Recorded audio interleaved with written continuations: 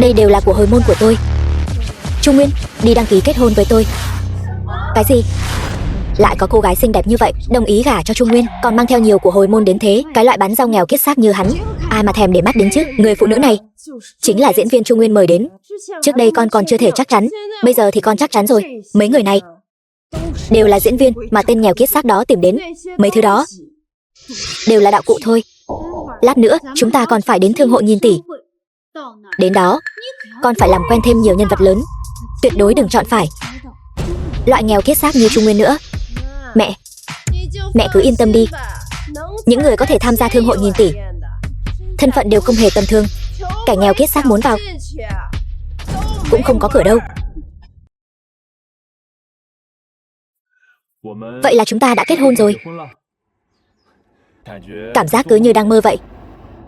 Tôi rất muốn biết tại sao cô lại muốn kết hôn với tôi. Ông nội, cháu nhất định sẽ tìm được thần y chữa khỏi bệnh cho ông. Tinh Nhu, bệnh của ông tự biết rõ nhất. Điều duy nhất ông không yên tâm chính là cháu. Cháu có thể hứa với ông một chuyện không? Ông nội nói đi. Ông muốn cháu gả cho một người. Cậu ấy họ Chu, được cha mẹ nuôi của cậu ấy chăm sóc. Trên cổ đeo một miếng ngọc bội thanh long.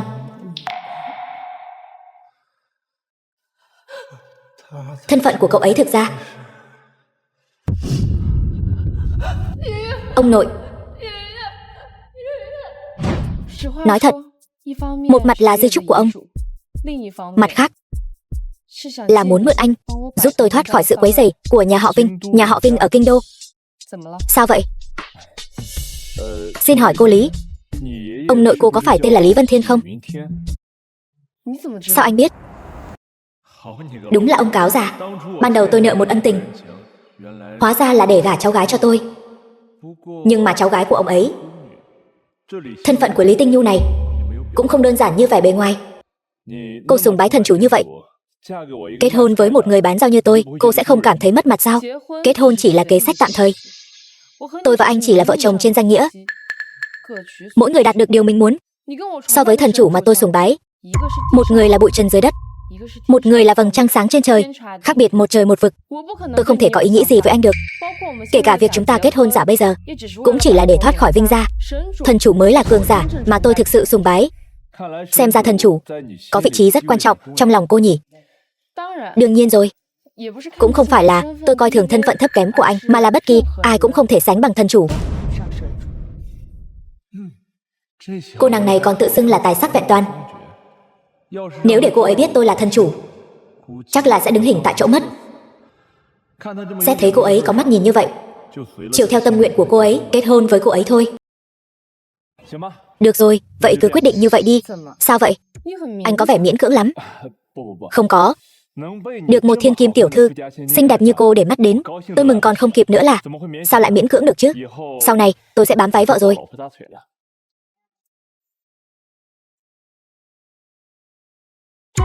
Đây là nhà tân hôn của chúng ta sau này. Sau này anh cứ ở đây đi. Nhà tân hôn của chúng ta. Anh tự mình ở đi. Bỏ ngay ý nghĩ đó của anh đi, nếu không anh sẽ phải hối hận đấy. Đây là thư mời của thương hội nghìn tỷ. Tối nay anh sửa soạn lại rồi hãy đi. Tôi sẽ đưa anh đi tích lũy một số mối quan hệ, được tối gặp. Mặc dù chỉ là đám cưới hình thức, nhưng lễ vật tôi vẫn phải chuẩn bị cho cô một phần.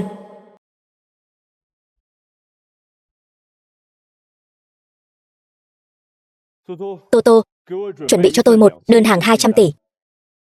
Và cả Nam Hải tử thủy tinh cực phẩm nữa. Tạm coi như xính lễ đi. Bàn dành cho gia tài nghìn tỷ. Triệu thiếu, cảm ơn anh đã mời chúng tôi đến tham dự buổi tiệc tối nay. Bàn dành cho gia tài chục tỷ. Lạc Ninh, cô nói vậy khách sáo quá rồi. Chỉ là chuyện nhỏ thôi.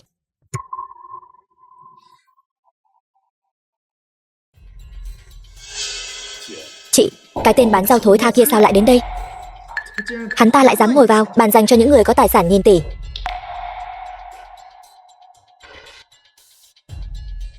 Tiểu Nguyên, chỗ này thật sự có thể ngồi được sao? Sao chị cảm thấy Mọi người đều đang nhìn chằm chằm vào chúng ta vậy. Đúng vậy. Đây là lần đầu tiên chúng ta đến một nơi cao cấp như thế này. Tuyệt đối đừng gây ra rắc rối gì. Nếu không được thì chúng ta đổi chỗ khác đi. Mẹ nhìn chỗ góc kia kìa, cũng khá tốt đấy. Mẹ yên tâm đi. Có con ở đây, vị trí ở đây. Không có chỗ nào mà chúng ta không thể ngồi được. Chị, sao anh ta lại ngồi ở đó? Sao anh ta lại khiến người ta phiền lòng đến vậy?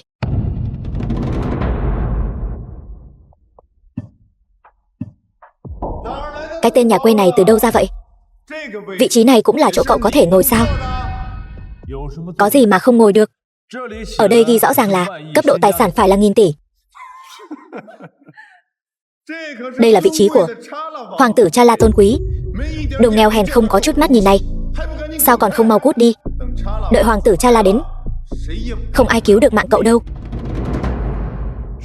Thật sao? Tôi không tin. Gia tài hàng chục tỷ, thằng nhóc này không biết lượng sức mình, lại dám ngồi vào vị trí này. Nếu không đi ngay, đợi hoàng tử Cha La đến, hắn ta sẽ xong đời đấy. Sao cơ?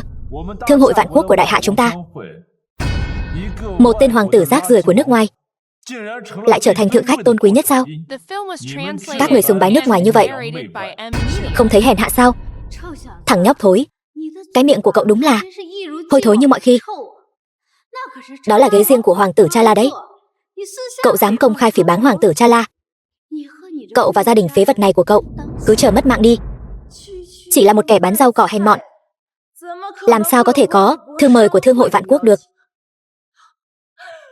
Tôi biết rồi. Anh chắc chắn là lợi dụng lúc bảo vệ không chú ý, lén lút lẻn vào đây đúng không? Vậy còn chờ gì nữa? Bảo vệ, mau đuổi đám phế vật nghèo hèn này ra ngoài cho tôi. Vị thiếu gia này, là chúng tôi sai rồi, đã ngồi nhầm chỗ. Chúng tôi sẽ rời đi ngay bây giờ. Xin cậu đừng làm khó con trai tôi. Xin đừng làm khó. Bà già thối tha, dám động tay động chân với tôi, dơ bẩn như vậy. Ai mà biết trên người có mang bệnh truyền nhiễm gì không chứ? Sao anh dám động tay đánh người hả? Thứ tôi đánh là người sao? Tôi thấy đó chỉ là một con thú nuôi quê mùa thôi.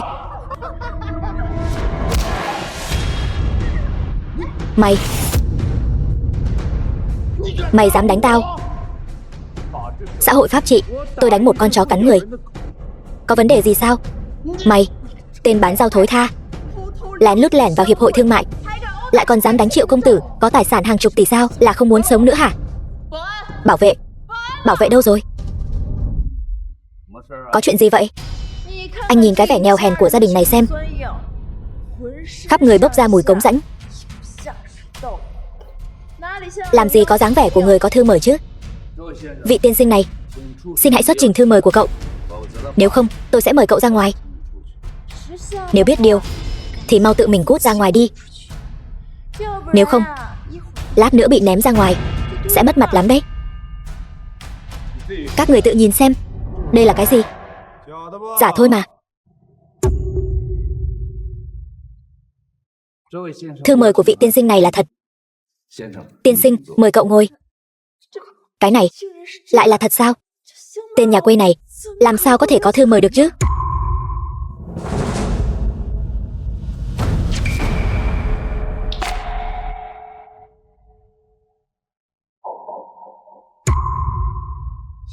Bây giờ bọn chúng không có thư mời nữa đúng không? Còn không mau dọn dẹp đám rác rưởi này ra ngoài đi. Chuyện này, vị này chính là đại thiếu gia nhà họ Triệu, Triệu Nhất Minh. Còn không mau ra tay, tôi xem ai dám động vào người của tôi.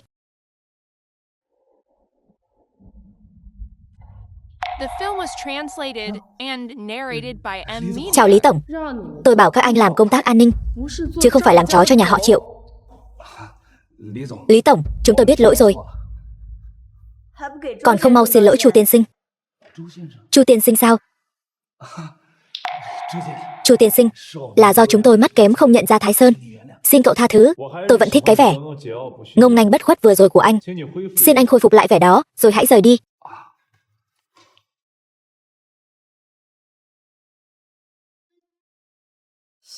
Bây giờ anh còn muốn đuổi anh ấy đi nữa không? Nếu cậu ta là người của Lý Tổng, vậy thì đây đều là hiểu lầm thôi. Cô gái này không phải là diễn viên Trung Nguyên mời đến sao? Chẳng lẽ cô ta thực sự là thiên kim nhà giàu? Triệu Thiếu, cô ấy là ai vậy? Cô ấy chính là đại tiểu thư của Lý Gia Tinh Hải, Lý Tinh Nhu, cũng là chủ tịch của tập đoàn Lý Thị, tài sản hàng nghìn tỷ, nắm giữ thực quyền. Tất cả các công tử nhà giàu của đại hạ đều muốn theo đuổi cô ấy. Vậy Triệu Thiếu, cô ấy đã kết hôn chưa? Hay là đã có bạn trai chưa? Sao có thể chứ? Lý Tinh Nhu nổi tiếng là ngoài mềm trong cứng, chưa bao giờ để đàn ông vào mắt. Hiện tại người đàn ông lọt vào mắt cô ấy căn bản là không có. Tuy nhiên, lát nữa hoàng tử Chala sẽ đến tham dự hội nghị, có thể chinh phục cô ấy. Biết ngay mà, cái tên nghèo kiết xác này không thể nào bay lên cành cây hóa thành phượng hoàng được. Đổi chỗ khác đi, vị trí này là chỗ dành riêng cho hoàng tử Chala. Chẳng lẽ cô cũng nghĩ cái tên hoàng tử khốn kiếp đó còn cao quý hơn các thương hội lớn của đại hạ sao?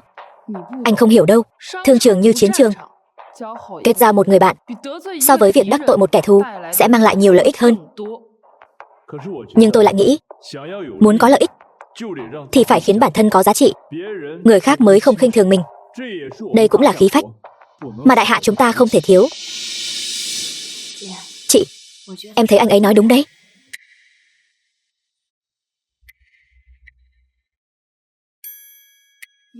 Nghiên ca, hoàng tử Chala mà họ vừa nói là ai vậy?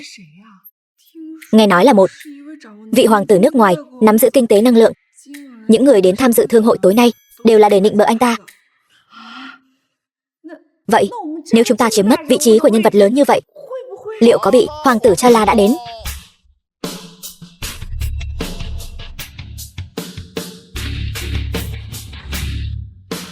Tiểu Nguyên, chúng ta phải làm sao đây?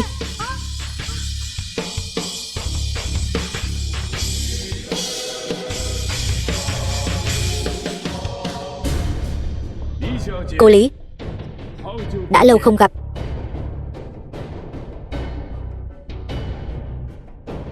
Nào, chư vị, mời. Xin lỗi vì đã để các vị chờ lâu. Xin mời ngồi. Kính thưa hoàng tử Chala đáng kính, cái tên bán rau hôi hám thân phận thấp kém này làm sao xứng ngồi cùng bàn với ngài được.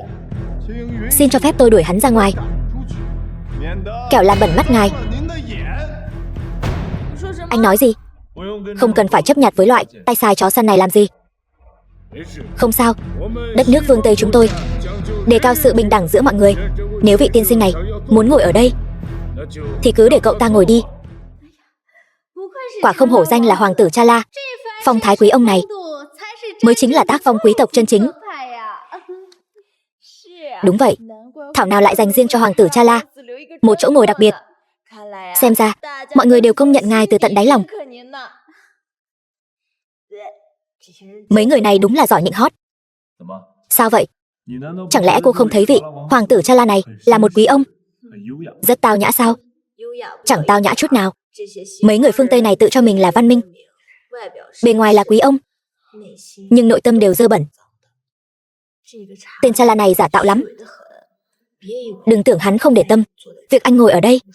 Nói không chừng trong lòng hắn đã tính toán xong làm thế nào để tính kế anh rồi.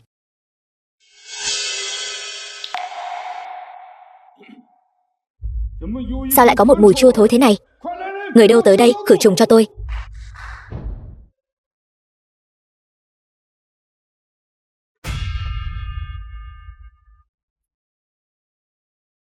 Tôi vừa mới thay quần áo mà. Sẽ không có mùi đâu.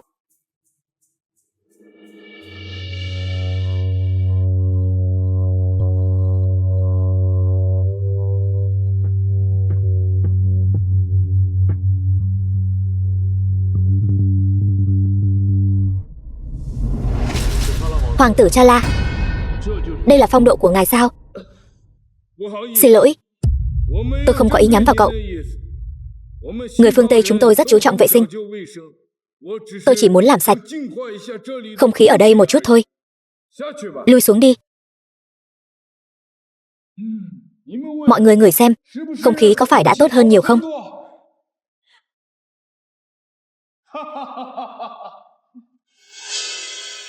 Cứ tưởng giới thượng lưu này là nơi ai muốn đến thì đến sao? Khắp người quê mùa. Tôi còn sợ trên người hắn có mầm bệnh gì lây sang cho tôi nữa đấy. Đúng vậy. Thương hội vạn quốc cao cấp này sao lại để lọt vào mấy kẻ nhà quê thế này? Gia thế của các người hiển hách lắm sao? Một lũ hám lợi, chỉ biết nịnh bợ. Tiểu Nguyên, mẹ đi trước đây. Con ở đây làm quen thêm nhiều người nhé. Mẹ không cần đi đâu. Bây giờ tôi cho anh một cơ hội. Xin lỗi gia đình tôi. Cho tôi cơ hội. Tôi đã nói với cậu rồi, tôi không thể chịu được những thứ dơ bẩn. Tiên sinh Chu vẫn nên rời đi thì hơn. Chu Nguyên là người tôi đưa đến. Vẫn mong hoàng tử Cha La có thể tôn trọng anh ấy hơn một chút. Cô Lý, lần này tôi đến tham dự Thương hội Vạn Quốc chính là vì cô mà đến. Vì nể mặt cô, tôi có thể xin lỗi gia đình của tên nhóc này. Nhưng đây chỉ là một chuyện nhỏ. Trước đó, tôi còn một chuyện trọng đại, cần sự đồng ý của cô.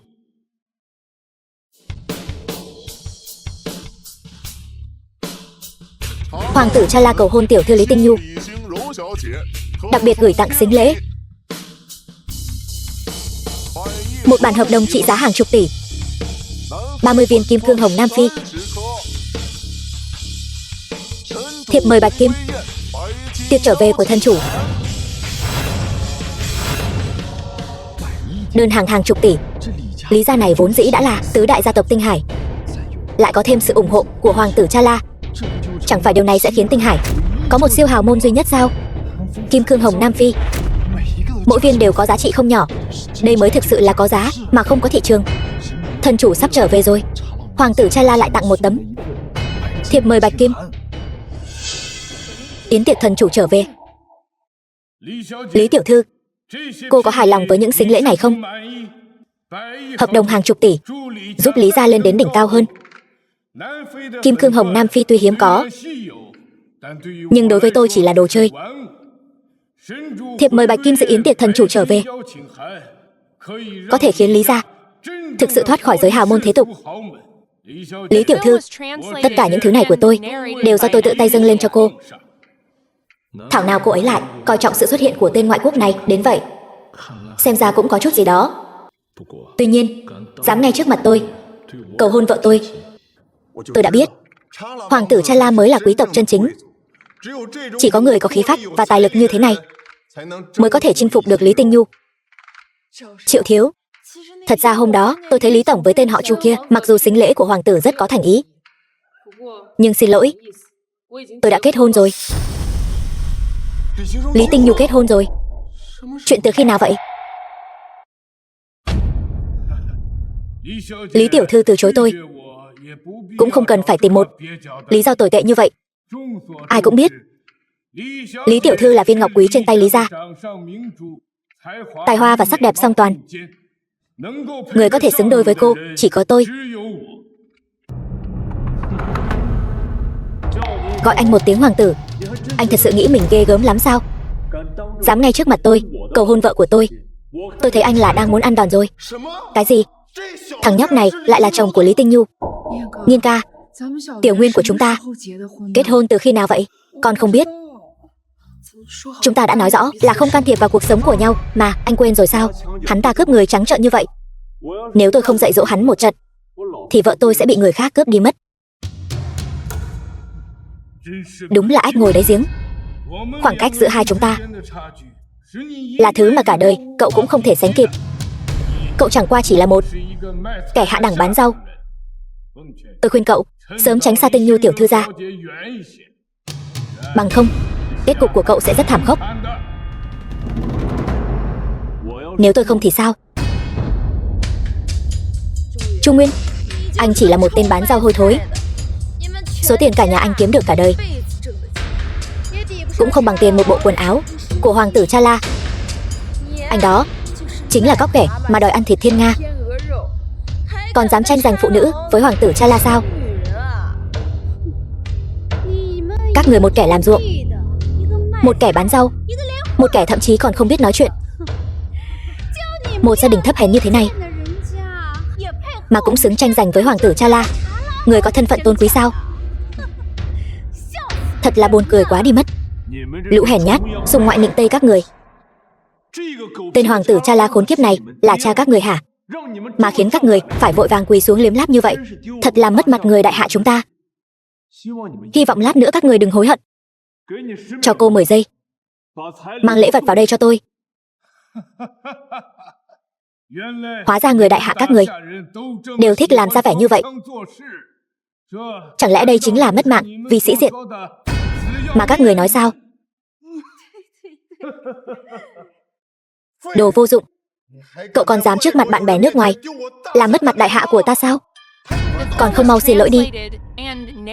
Trung Nguyên, anh chỉ là một kẻ bán rau thối tha mà còn học người ta đi tặng sính lễ.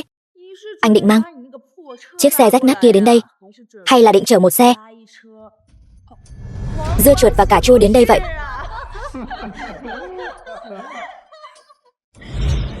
Được rồi, lễ vật đến.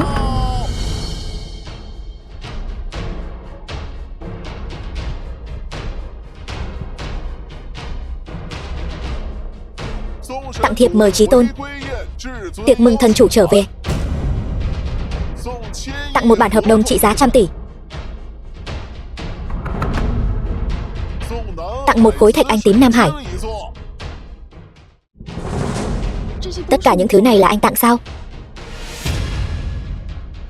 Cái tên nhóc thối tha này lấy đâu ra nhiều sính lễ như vậy chứ? Thiệp mời Chí Tôn, cái này đáng giá cả chục tỷ đấy. Còn có hợp đồng 100 tỷ. Thạch anh tím Nam Hải, một khối thạch anh tím cực phẩm lớn như vậy, nếu nó rơi vào tay tôi 10 đời, không, tôi 100 đời cũng không tiêu hết. Chị, hay là chị lại quyến rũ tên Trung Nguyên kia đi. Hạnh phúc của em trông cậy vào chị đấy. Không thể nào. Hắn ta là người như thế nào chúng ta đều rõ. Hắn ta chỉ là một kẻ bán rau, không thể nào có số tiền này để tặng những thứ này được. Lạc Ninh nói đúng.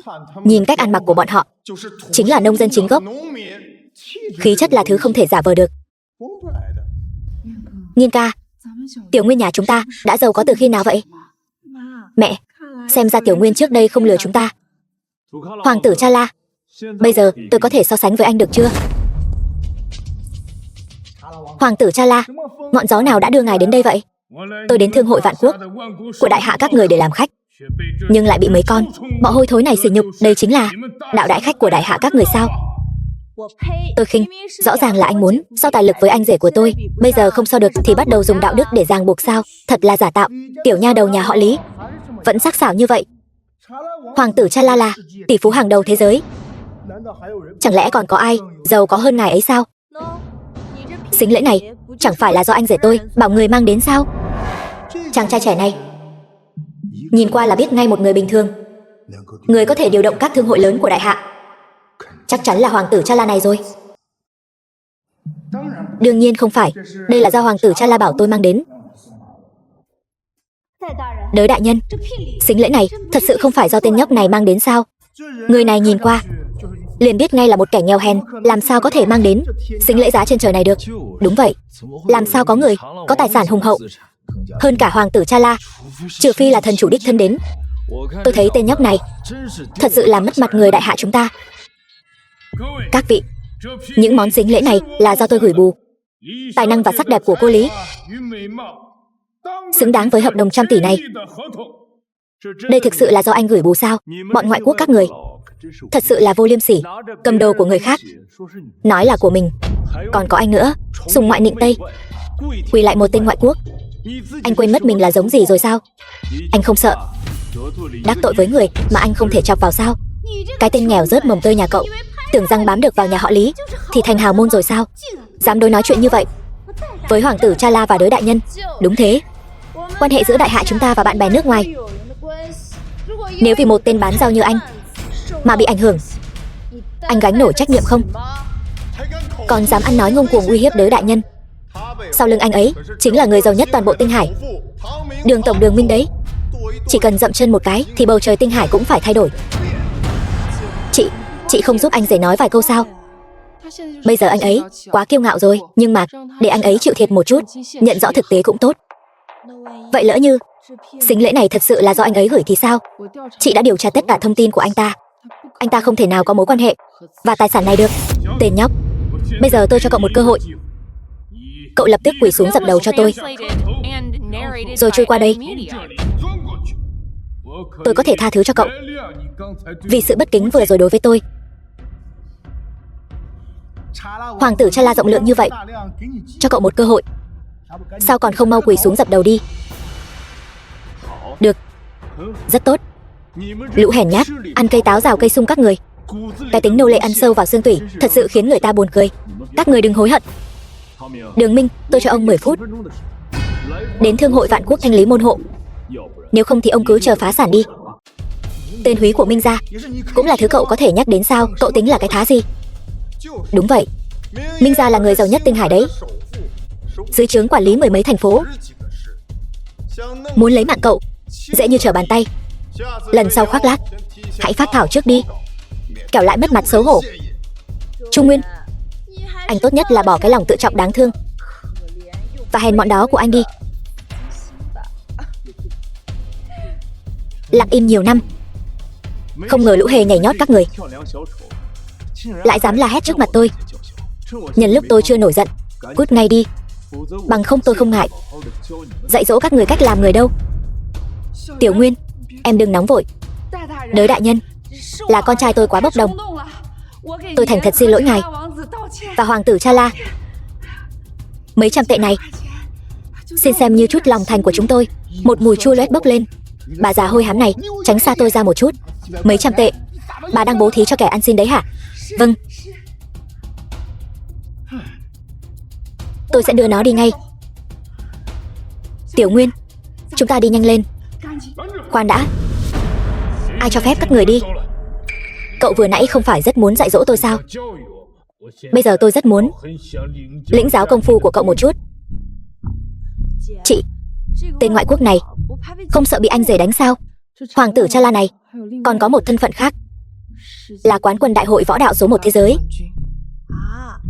Hèn gì hắn ta tự tin như vậy? Hoàng tử Cha La, con trai tôi chỉ là nóng tính một chút, nhưng lòng dạ nó không xấu. Tôi vừa nãy đã dạy dỗ nó rồi, còn cầu xin ngài tha cho nó một lần. Tha cho nó một lần. Người trưởng thành phạm lỗi thì phải gánh chịu hậu quả. Con trai bà không phải nói muốn gọi Minh gia đến thanh lý môn hộ sao? Bây giờ tôi đang ở đây, bảo hắn gọi người đến thanh lý tôi đi. Đại nhân, con trai tôi chỉ là nói đùa thôi, xin ngài tha cho nó một lần. Ngài tuyệt đối đừng coi là thật. Hoàng tử Cha La động thủ với loại nghèo hèn này chỉ khiến ngài mất mặt thôi. Tôi sẽ để thuộc hạ xử lý. Người đâu?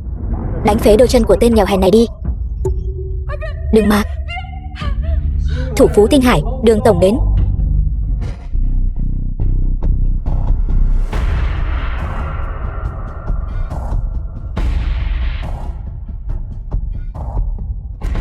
Minh gia, ông Quang Lâm khiến Thương hội Vạn Quốc này thật sự là rạng rỡ. Cái thứ ăn cây táo rào cây sung này, cậu làm mất hết thể diện của đại hạ rồi. Đó chính là Đường thủ phú. Không lẽ thật sự là tên nhóc đó gọi đến? Không thể nào. Nếu hắn ta thật sự có bản lĩnh này thì đã không đến mức không lấy ra được mấy chục vạn tiền sính lễ rồi. Tôi thấy lần này hình như là thật. Minh gia, thuộc hạ đã làm sai chuyện gì mà khiến ngài nổi trận lôi đình như vậy? Cậu còn mặt mũi hỏi tôi tại sao sao? Bản thân cậu đã làm gì? Trong lòng tự biết rõ. Minh gia, bấy nhiêu năm qua thuộc hạ đã tận tâm tận lực. Hôm nay là tên nhóc này, hắn đã đắc tội với Hoàng tử Cha La. Ngài là người sáng suốt mà. Kể từ hôm nay, tất cả tài sản dưới danh nghĩa của Đới Thiên Lý đều bị phong tỏa hết. Bất kỳ gia tộc nào dám liên hệ với nhà họ Đới, tất cả đều bị xem là đối địch với Đường Minh ta. Còn nữa, người trong giới kinh doanh tuyệt đối không được phép viện trợ. Một khi bị phát hiện, cả nhà sẽ bị tiêu diệt. Minh gia, thuộc hạ đã làm sai chuyện gì? Hôm nay tôi sẽ cho cậu mất mạng một cách rõ ràng. Thần chủ đặc biệt gửi sính lễ để cưới tiểu thư Lý Tinh Nhu. Thần chủ sao? Cậu tự ý mang theo sính lễ đi lấy lòng một người nước ngoài, không tiêu diệt cả nhà cậu. Thần chủ đã là đặc biệt khoan hồng cho cậu rồi. Cậu muốn mất mạng cũng đừng kéo tôi theo. Minh Gia, cút. Cái này, đây lại là sính lễ do thần chủ tặng sao? Chẳng lẽ tên ăn mày nghèo kiết xác kia, lời hắn nói là sự thật? Sao lại là thần chủ tặng chứ? Minh Gia, đã nghe danh ngài từ lâu. Tôi là hoàng tử Cha La. Đại hạ không có hoàng tử. Thần chủ có lệnh, bất kể là ai trong lãnh thổ đại hạ dám dùng đặc quyền ức hiếp dân chúng đại hạ ta, dù sao cũng phải diệt trừ. Minh Gia, ông có ý gì? Chẳng lẽ chỉ vì tên bán rau thối tha này mà muốn khiến tình hữu nghị giữa hai nước chúng ta rạn nứt sao? Hoàng tử Cha La ở bộ lạc lâu quá rồi, e rằng đã quên mất uy danh của thần chủ đại hạ. Chỉ cần thần chủ đại hạ muốn, một nước nhỏ bé như hạt đậu sẽ bị diệt vong trong chớp mắt. Thần chủ đã ẩn mình nhiều năm, chưa từng tham gia vào tranh chấp thế sự. Minh Gia, ông nghĩ tôi sẽ sợ lời đe dọa của ông sao? Tôi, hoàng tử Cha La, không ngại đường xa vạn dặm đến tham dự thương hội vạn quốc của đất nước đại hạ. Các người không hành lễ quỳ lại tôi thì cũng thôi đi, lại còn để mấy con bọ hôi thối chiếm chỗ, giờ lại còn khiến tôi khó xử như vậy. Thật đáng đời. Đất nước các người mấy trăm năm trước không bảo vệ được quốc vật của mình, đáng đời bị các cường quốc ức hiếp. Dám mạo nhận sính lễ của thân chủ, lại còn dám lớn tiếng trên đất đại hạ. Trước đây chúng tôi rất tôn trọng ngài, bây giờ ngài lại sỉ nhục chúng tôi là có ý gì? Tôn trọng?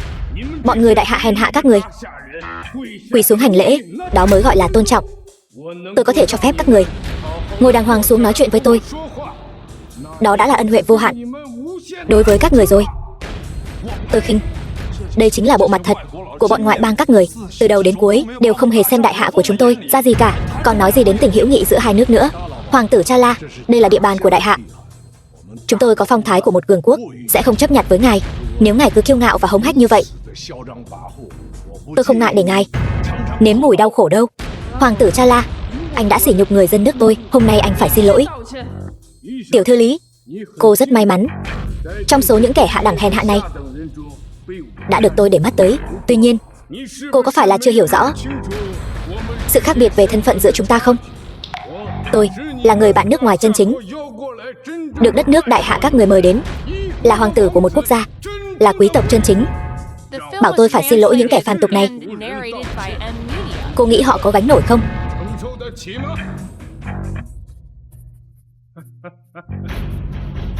Các người chẳng phải rất tự hào về võ thuật của đất nước mình sao? Tôi cho các người một cơ hội, đánh bại tôi đi, tôi sẽ xin lỗi. Nếu thua, sau này các người nhìn thấy những quý tộc như chúng tôi phải quỳ xuống hành lễ.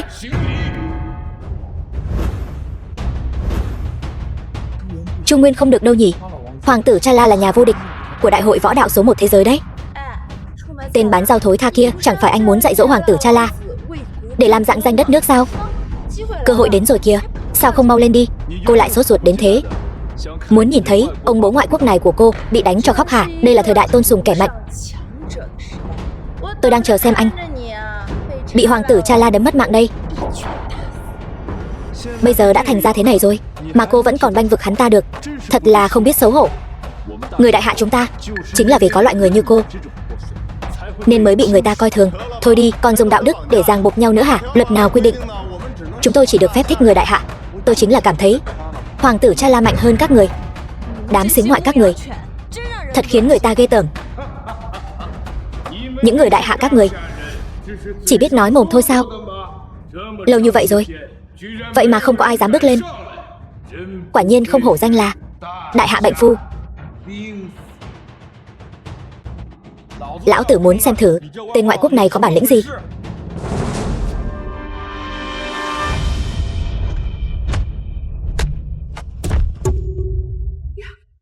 Chỉ thế này thôi sao? Lên đài. Vâng. Chị, vệ sĩ của Minh Gia chắc hẳn đều là cao thủ nhỉ? Nếu ở Tinh Hải, e rằng không một ai có thể đánh bại anh ta.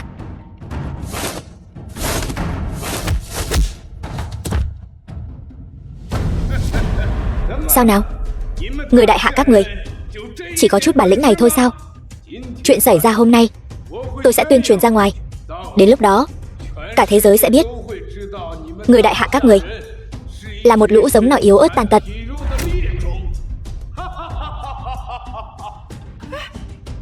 Tiểu Nguyên, con điên rồi sao? Đó là nhà vô địch thế giới đấy. Con lên đó chẳng phải là chịu mất mạng sao? Mẹ, chúng ta gặp bất kỳ vấn đề gì đều có thể tránh né, nhưng có duy nhất một việc không thể tránh. Đó chính là có kẻ xúc phạm quốc gia của chúng ta. Tiểu Nguyên,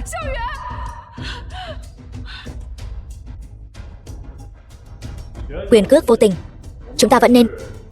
Sao hả? Có phải cậu sợ tôi đánh bị thương không? Nhóc con, tôi sẽ ra tay nhẹ nhàng một chút. Trận chiến này tôi chọn chiến đấu sinh tử. Chỉ sợ anh không dám nhận. Đúng là một con bọ hôi thối, sống không biết điều. Ta từng trong cuộc thi đao thuật lấy 1 chọi 10 mà giành được quán quân. Cậu lại dám muốn so đao thuật với tôi? Đại hạ rộng lớn của tôi là đất nước của lễ nghĩa. Xưa nay lấy đức để phục người. Năm đó những kẻ xâm lược các người bày binh bố trận trước cửa quốc gia. Người là dao thớt, ta là cá thịt, chỉ có thể trơ mắt nhìn các người đốt phá cướp bóc. Nhưng giờ đây đại hạ của ta đã quật khởi. Nếu những kẻ ma nhĩ các người vẫn ôm giữ tư tưởng của mấy trăm năm trước để đối phó với đại hạ, vậy tôi chỉ có thể nói với anh một câu: kẻ nào xâm phạm đại hạ ta, dù xa cũng phải diệt. Không ngờ anh ấy lại có khí phách như vậy.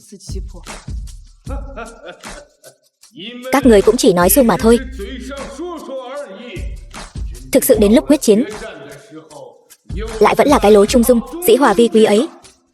Đây là thế giới kẻ mạnh ăn thịt kẻ yếu.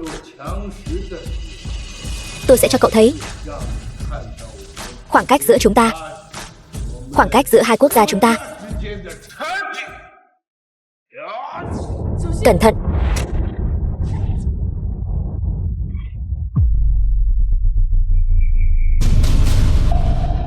Cậu lại có thể bắt kịp tốc độ của tôi. Tốc độ của anh còn chậm hơn cả đao của bà nội tôi. Chuyện này là sao? Hoàng tử Chala lại không hề chạm được vào hắn ta. Cái thứ hạ đẳng của đại hạ như cậu mất mạng đi.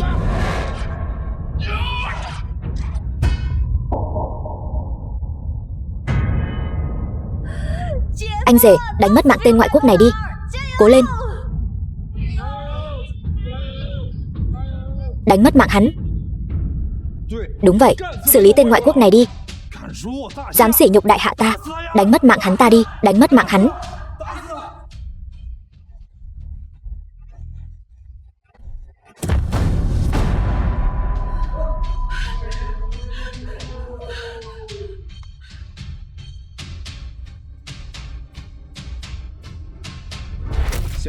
Bây giờ nói cho tôi biết ai mới là bệnh phu. Xin lỗi đồng bào của tôi đi. Xin lỗi đi.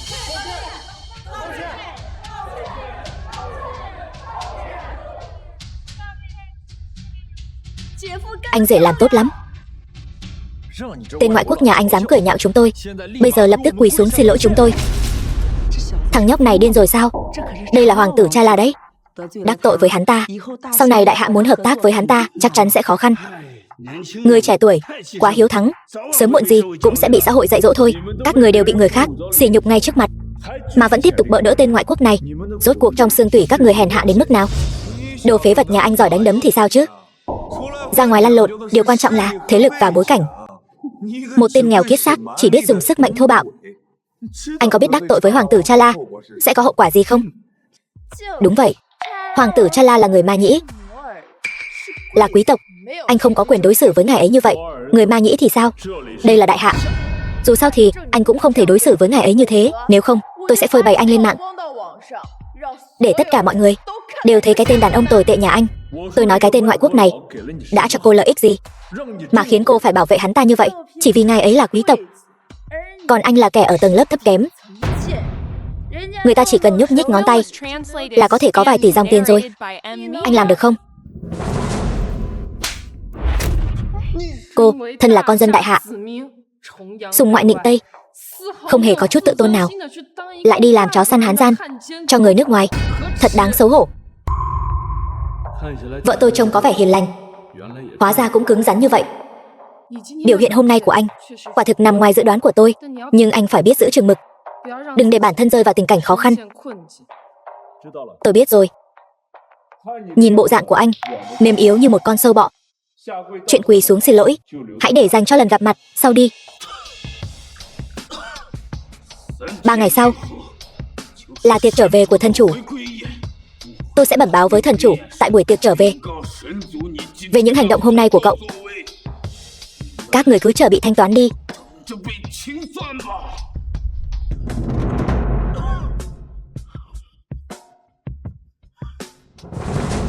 Nhắc mới nhớ, anh ngay cả người phụ nữ mà thần chủ đã để mắt tới cũng dám đụng vào. Anh đúng là trên mạng mình dài quá rồi. Đồ nghèo kiết xác, đừng tưởng anh bám được Lý Tổng là có thể đổi đời. Người ta bây giờ đã được thần chủ yêu ái rồi, chắc chắn sẽ ly hôn với anh, rồi lao vào vòng tay của thần chủ thôi. Đến lúc đó, anh vẫn chỉ là một tên bán rau thối. Biết đâu người ta sẽ yêu tên bán rau thối như tôi thì sao? Anh nghĩ điều đó có thể sao? Tôi đã nói rồi mà, cả cái gia đình này chỉ là lũ nhà quê trồng trọt bán rau thôi. Cái tên Trung Nguyên này đúng là một tên thần kinh thích nói khoác.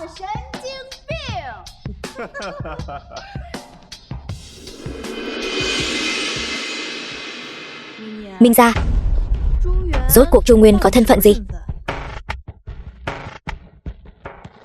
Tôi chỉ nghe nói cấp dưới của tôi mượn chuyện sính lễ của thân chủ để lấy lòng người nước ngoài, nên vội vàng đến đây để xử lý hắn ta một chút thôi.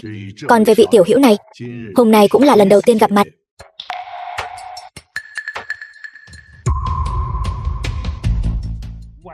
Tối nay mỗi người một cái giò heo, một chai bia, được không?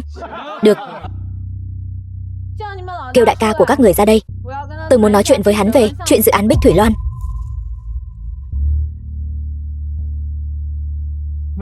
Yêu cầu của mỹ nữ, đương nhiên chúng tôi sẽ không từ chối, nhưng muốn gặp đại ca của chúng tôi phải cởi hết quần áo rồi mới được vào.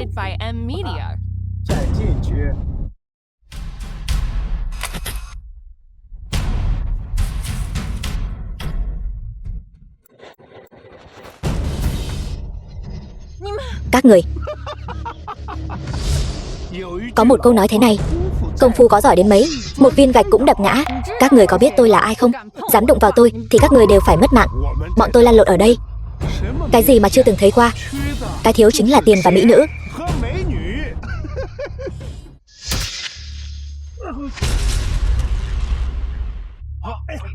Đại ca, anh là một người đàn ông to lớn, lại đi bắt nạt một cô gái nhỏ, thật sự là vẻ vang quá nhỉ. Thằng nhóc kia, mày là ai? Dám đến địa bàn của tao làm loạn. Lên.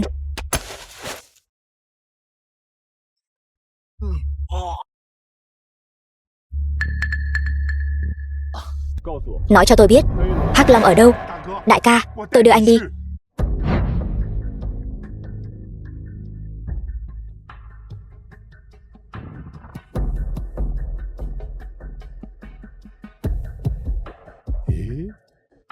Thần chủ sao lại đến chỗ này?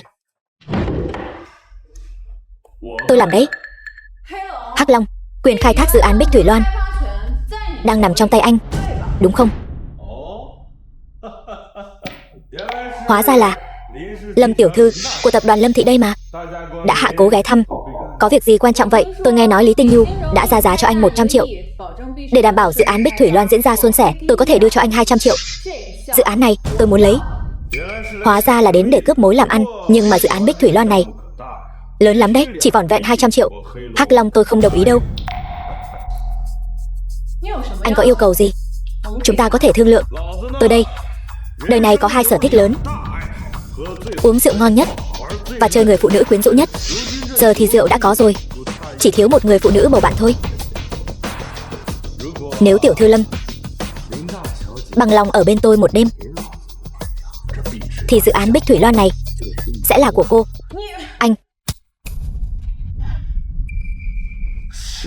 Con nhỏ kia, cô có ý gì? Cô nghĩ tôi không dám động vào cô sao?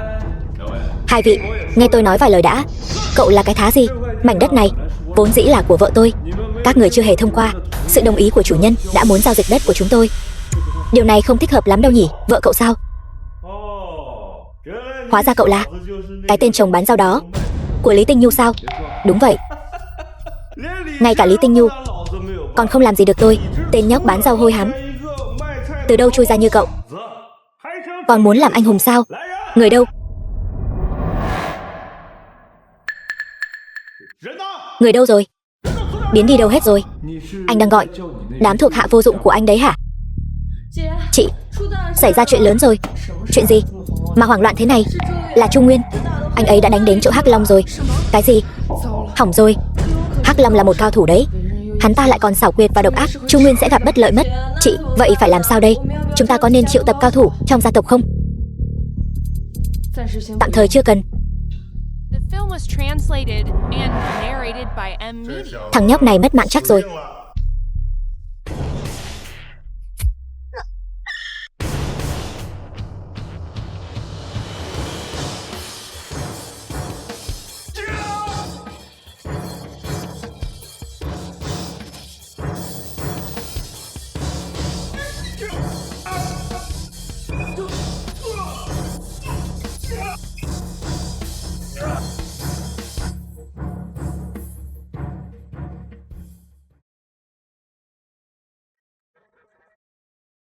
Chỉ có chút bản lĩnh này mà cũng dám nói là rắn rết ở Tinh Hải. Rốt cuộc mày là ai? Lại có thực lực như vậy? Đừng nói nhảm nữa. Theo như lời anh nói, giao quyền khai thác ra đây. Thằng nhóc, mày giỏi đánh nhau thì có ích gì? Lão tử có chỗ dựa vững chắc, mày không chọc vào được đâu. Ý của anh là không định giao quyền khai thác ra sao? Tao khinh. Địa bàn mà Hắc Long tao chiếm giữ không ai có thể cướp đi được. Ngay cả Thiên Vương lão tử đến cũng không được. Minh Gia, Minh Gia, ông đến rồi. Chính là thằng nhóc này đến Hắc Long hội của tôi gây rối. Tiêu rồi, sao Minh Gia lại đến đây? Ông ấy không phải là người mà chúng ta có thể chọc vào. Lát nữa anh đi trước đi, nhờ vào thể diện của gia tộc, Minh Gia sẽ không làm khó tiểu bối như tôi. Thằng nhóc, chỗ dựa của lão tử đã đến rồi. Mày có biết ông ấy là ai không? Minh Gia là nhân vật lớn, chỉ cần nhấc chân lên là khiến toàn bộ Tinh Hải đều phải rung chuyển. Mày mau quỳ xuống, xin lỗi tao đi. Vẫn còn kịp đấy, phải không Minh Gia? Hắc Long bây giờ càng ngày càng không coi tôi ra gì nữa rồi. Ai cho cậu cái gan dám cướp địa bàn của Lý Tinh Nhu? Sao Minh Gia lại giúp Lý Tinh Nhu? Chẳng lẽ là vì anh ta sao? Đứng ngây ra đó làm gì? Mau chóng xin lỗi Chu tiên sinh đi. Minh Gia, ông nhầm rồi chăng? Hắn ta chỉ là một tên phế vật ở rể bán rau thôi mà. Cậu dám nói thêm một câu nữa, tôi sẽ khiến toàn bộ Hắc Long hội của cậu chôn cùng nhau đấy. Minh Gia, hắn ít nói lại, làm việc nhiều hơn, phục vụ Chu tiên sinh cho tốt. Nếu không, tôi sẽ hỏi tội cậu đấy. Vâng, Chu tiên sinh, tôi xin phép cáo từ trước.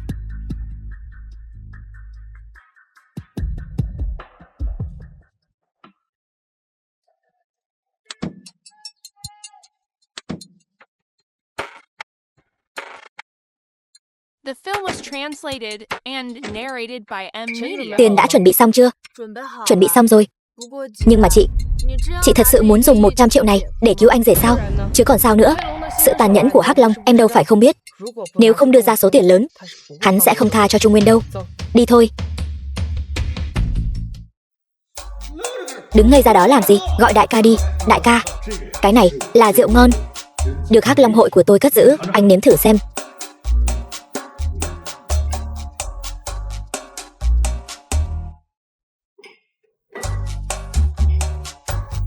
Sao anh ta lại ở cùng Lâm Thanh Duẫn?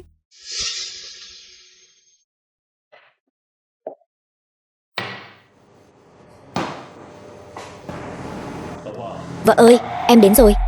Tôi thấy tôi đã làm phiền anh và mỹ nữ uống rượu cùng nhau rồi. Anh chồng này của cô quả thực là một kho báu đấy. Tôi cũng thấy vậy. Hai người rốt cuộc đang làm gì vậy? Muốn biết sao? Vậy thì cô tặng mảnh đất này cho tôi đi. Tôi sẽ nói cho cô biết. Cô nằm mơ đi. Chị dâu, tôi thật sự không biết chị là vợ của Chu tiên sinh. Trước đây có nhiều điều đắc tội. Phải rồi, hợp đồng quyền phát triển này trả lại cho chị. Chị dâu yên tâm, sau này nếu ai dám gây rối ở công trường của chị, chính là đối đầu với Hắc Long tôi sẽ giúp chị giải quyết. Đây còn là Long gia, cường hào ác bá của Tinh Hải sao? Rốt cuộc anh ấy đã làm gì vậy? Anh rể thật là bá đạo quá đi. Anh nói xem rốt cuộc là chuyện gì? Chuyện này là thế này.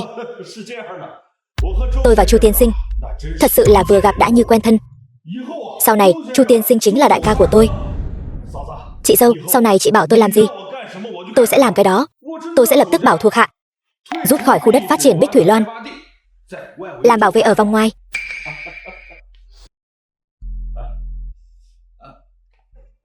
Hay là mọi người cứ nói chuyện đi. Đơn giản như vậy đã lấy lại được dự án rồi sao? Đúng vậy. Xem ra tôi vẫn đánh giá thấp khả năng đàm phán của anh rồi. Cô cười cái gì? Tôi cười cô vừa ngây thơ lại vừa đáng yêu.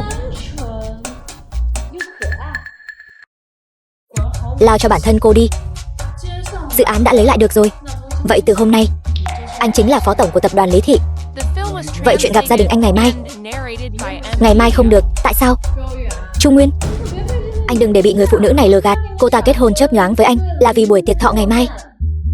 Lấy anh làm lá chắn đấy. Hay là thế này đi, anh đến công ty chúng tôi làm phó tổng, tôi sẽ trả cho anh 100 triệu tệ mỗi năm. Lúc rảnh rỗi chúng ta còn có thể bồi dưỡng tình cảm. Anh thấy sao? Hôm nay cô đến đây chính là muốn cướp quyền phát triển Bích Thạch Loan của tập đoàn Lý Thị chúng tôi đúng không? Bây giờ còn muốn cướp người của tôi nữa. Lâm Thanh Duẫn, cô đừng được voi đòi tiên. Vợ tôi hóa ra cũng bá đạo như vậy.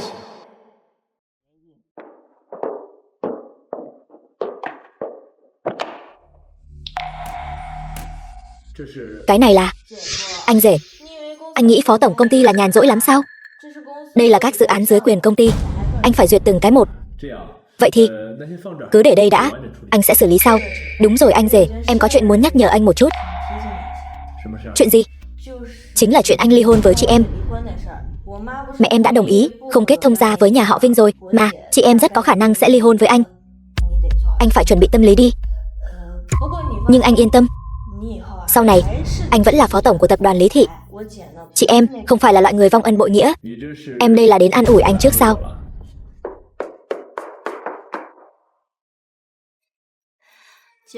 Anh rể, em thấy anh thật sự là người rất tốt. Ngoại trừ chị Thanh Duẫn ra, những người khác đều không có mắt nhìn. Hai người mau đi theo tôi. Chuyện gì vậy? Thị trường chứng khoán đại hạ sụp đổ rồi, bao gồm cả tập đoàn của chúng ta. Giá cổ phiếu của hàng ngàn công ty đều bị đánh xuống mức sàn, hàng ngàn cổ phiếu giảm sàn. Sao có thể như vậy được?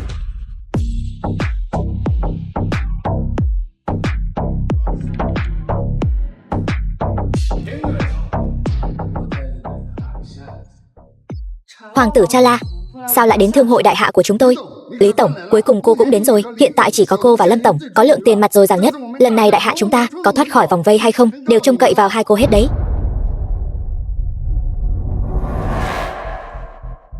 Lý tổng, mời cô qua đây ngồi. Tình hình thế nào? Tình hình rất nghiêm trọng. Bọn người nước ngoài này đã mai phục từ rất lâu rồi. Họ đã huy động hàng nghìn tỷ vốn cùng một lúc để bán khống thị trường chứng khoán. Tiểu thư Tinh Nhu, đã lâu không gặp. Hoàng tử Cha La, rốt cuộc anh muốn làm gì? Rất đơn giản, tôi muốn 60% cổ phần của tất cả các công ty niêm yết ở đại hạ các người. Khốn kiếp, muốn 60% cổ phần, chi bằng anh lấy luôn cả công ty đi cho rồi. Bảo chúng tôi giao công ty cho một tên ngoại quốc, nằm mơ đi. Chỉ cần các người đồng ý giao, tôi sẽ ngừng bán khống cổ phiếu của đại hạ các người. Bằng không, chẳng bao lâu nữa thị trường chứng khoán đại hạ của các người sẽ sụp đổ hoàn toàn. Một khi sụp đổ, vô số công ty sẽ buộc phải hủy niêm yết. Đến lúc đó, e rằng nền kinh tế đại hạ của các người cũng không thể trụ nổi nữa đâu. Lý tổng, Lâm tổng, hiện tại người có thể cứu thị trường chứng khoán chỉ có hai cô thôi. Đúng vậy, tài sản của hai cô đều lên đến hàng nghìn tỷ. Liệu có thể đánh bại vòng vây của bọn ngoại quốc hay không đều trông cậy vào hai cô. Các vị có phải đã hiểu lầm sự chênh lệch thân phận giữa chúng ta rồi không? Lần này tôi liên kết nhiều quốc gia, huy động hàng nghìn tỷ vốn Các người lại dám nghĩ dựa vào hai người phụ nữ có tài sản hàng nghìn tỷ này để lật ngược tình thế sao? Nghĩ nhiều rồi đấy. Không thử làm sao biết được.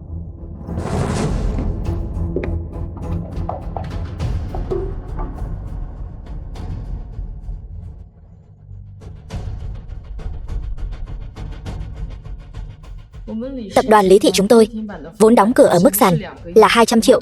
Tôi sẽ huy động 1 tỷ, bắt đầu kéo giá lên. Vốn của các công ty lớn khác, tất cả hãy theo sát, nâng giá cổ phiếu của công ty mình lên.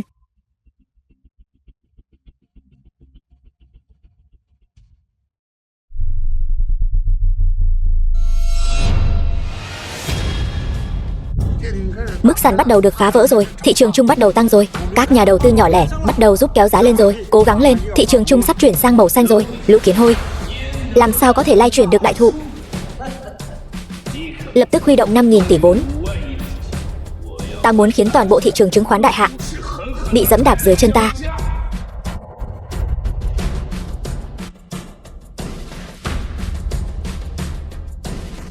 Lại giảm sàn rồi. Huy động tất cả vốn, nếu không thì không cứu được nữa. Được.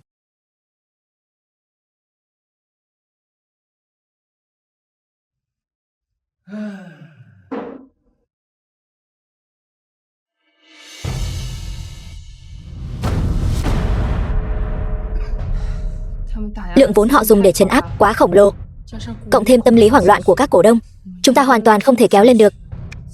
Muốn kéo thị trường chứng khoán Đại Hạ tăng trở lại với số vốn của chúng ta thì còn lâu mới đủ. Thị trường chứng khoán này chỉ cần bị bán khống một chút là sụt giảm mạnh đã bao nhiêu năm rồi. Vẫn cái thói này. Đậu phộng thật sự cạn lời. Chúng tôi đã chuẩn bị hàng nghìn tỷ vốn, cộng thêm tâm lý hoảng loạn của cổ đông các người. Không có 10.000 tỷ vốn thì không thể kéo lại toàn bộ thị trường chứng khoán Đại Hạ. Đúng rồi, Đại Hạ các người có một câu cổ ngữ gọi là kẻ thức thời mới là Trang Tuấn Kiệt. Bây giờ đầu hàng, ta chỉ cần 60% cổ phần của các người. Bằng không, các người cứ chờ sụp đổ đi. Khốn kiếp, tên ngoại quốc kia, đừng vội mừng quá sớm. Lý Tổng, Lâm Tổng, có thể tiếp tục kéo lên được nữa không? Không thể nữa rồi, vốn của họ quá khổng lồ. Hay là chúng ta vẫn nên nhường lại 60% cổ phần đi. Nếu không, chúng ta sẽ mất cả công ty. Sao cơ, anh lại muốn làm chó săn cho tên ngoại quốc này sao? Tôi khinh.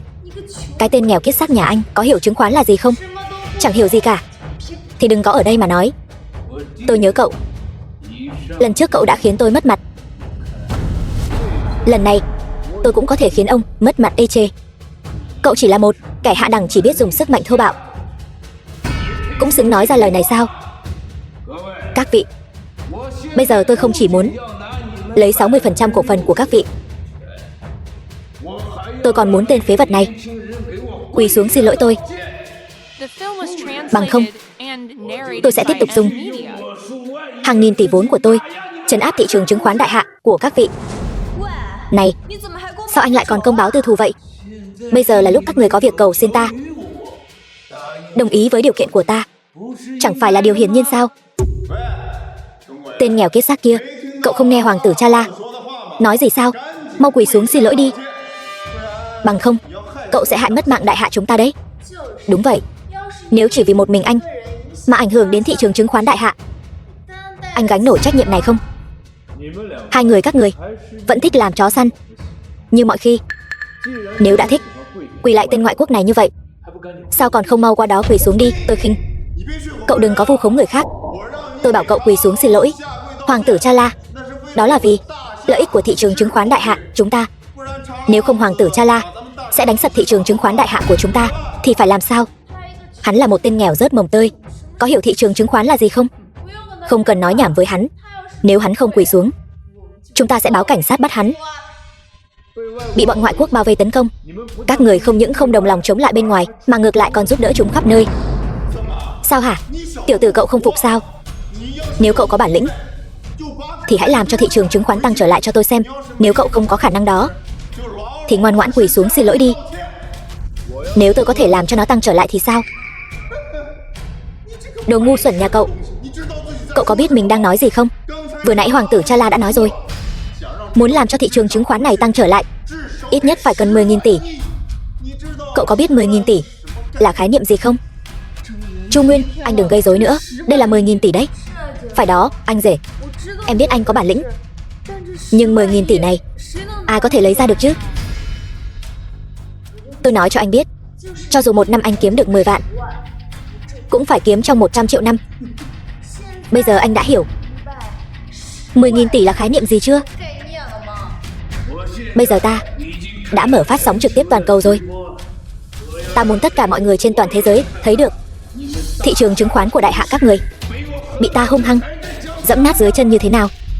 Còn con bọ hôi thối nhà cậu, nếu cậu thật sự có bản lĩnh làm cho thị trường chứng khoán đại hạ tăng trở lại, thì ta sẽ vĩnh viễn không bao giờ đặt chân đến đại hạ nữa.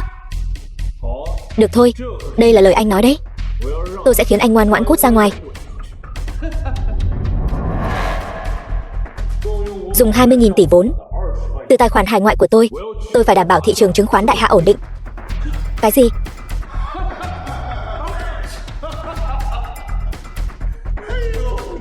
Cậu thật sự làm tôi cười quá đi mất. 20.000 tỷ, cậu có biết đó là khái niệm gì không? Cho dù là tất cả các tỷ phú trong danh sách Forbes cộng lại cũng chưa chắc đã có nhiều tài sản đến thế. Tôi còn cảm thấy xấu hổ thay cho anh đấy. Anh khoác lác thì thôi đi. Có thể khoác lác cái gì đáng tin một chút không? Người này là ai đưa tới vậy? Trông cứ như chưa từng thấy đời bao giờ. Tôi thấy cậu là muốn giả vờ oai phong trước mặt mỹ nữ, giả vờ đến ngốc luôn rồi. Trung Nguyên, rốt cuộc anh muốn làm gì? Anh còn chưa thấy đủ mất mặt sao? Anh nhìn xem, người ta đã bắt đầu phát sóng trực tiếp toàn cầu rồi. Anh khoác lác trước mặt mọi người trên toàn cầu. Cái mà anh làm mất không chỉ là mặt mũi của riêng anh, mà là cả đại hạ chúng ta đều đang bị mất mặt theo anh đấy. Kết quả còn chưa ra mà. Sao em biết người mất mặt sẽ là anh chứ? Đại ca, làm ơn anh nhớ lại xem, anh vừa nói gì? 20.000 tỷ. Trên thế giới này có ai có thể lấy ra được chứ? Mọi người thấy chưa? Chính là cái người đại hạ này. Hắn vừa mới tuyên bố sẽ bỏ ra 20.000 tỷ để cứu thị trường chứng khoán đại hạ. Đây quả thực là chuyện nực cười nhất mà tôi từng nghe trong đời. Giờ biết xấu hổ rồi chứ? Tất cả là tại cậu, hại tất cả chúng tôi phải xấu hổ theo cậu. Tôi thật sự không hiểu nổi, sao anh cứ thích nói những lời khoác lác không thực tế như vậy? Anh thật sự không có chút liêm sỉ nào sao? Còn 10 giây nữa. 10 giây gì cơ? Còn 5 giây nữa. Thấy chưa? Cái người đại hạ đê tiện này đã bị kích động, bắt đầu nói năng làm nhảm rồi. 3 2 1. Không phải, thằng nhóc này còn giả vờ gì nữa?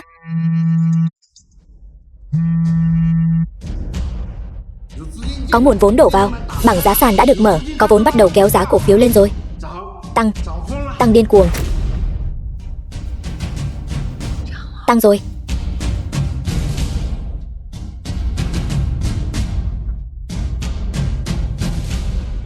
Tăng rồi.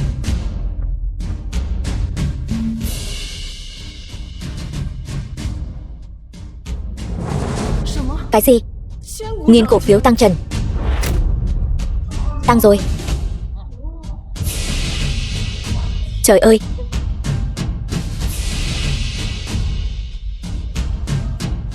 The film was translated and narrated by M. Media. Lại chúa tôi. Chuyện gì đang xảy ra vậy? Thằng nhóc, có phải mày đã giở trò gì không? Tên ngoại quốc kia, thị trường chứng khoán của đất nước các người sắp sụp đổ rồi kìa. Anh còn tâm trí lo lắng cho tôi sao? Mày nói gì cơ? Alo? Gì cơ? Cổ phiếu giảm mạnh 50%. 500 công ty trực tiếp phá sản. Mau chóng rút 5.000 tỷ của tôi, thu hồi lại hết. Sau đó kéo giá trị thị trường lên đi chứ. Nó sụp đổ rồi.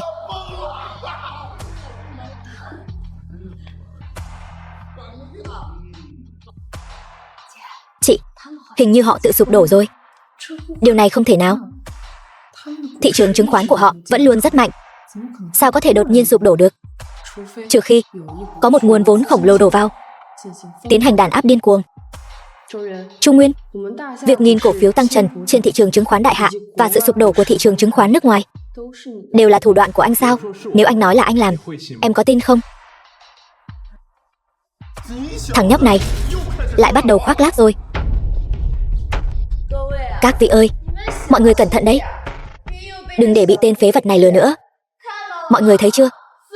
Tin tức mới nhất, thị trường chứng khoán Đại Hạ bị 5.000 tỷ vốn nước ngoài bao vây. Vào thời khắc then chốt, là thần chủ đã ra tay. Nói cách khác, tất cả những điều này đều do thần chủ làm. Đúng vậy, chính là như thế. Đương nhiên, nếu các người tin, hắn chính là thần chủ Đại Hạ. Thần chủ là nhân vật cỡ nào chứ? Ngày bận trăm việc, sao có thể là hắn được? Sao có thể? Sụp đổ rồi, ngoại trừ Đại Hạ. Thị trường chứng khoán toàn cầu đều sụp đổ rồi.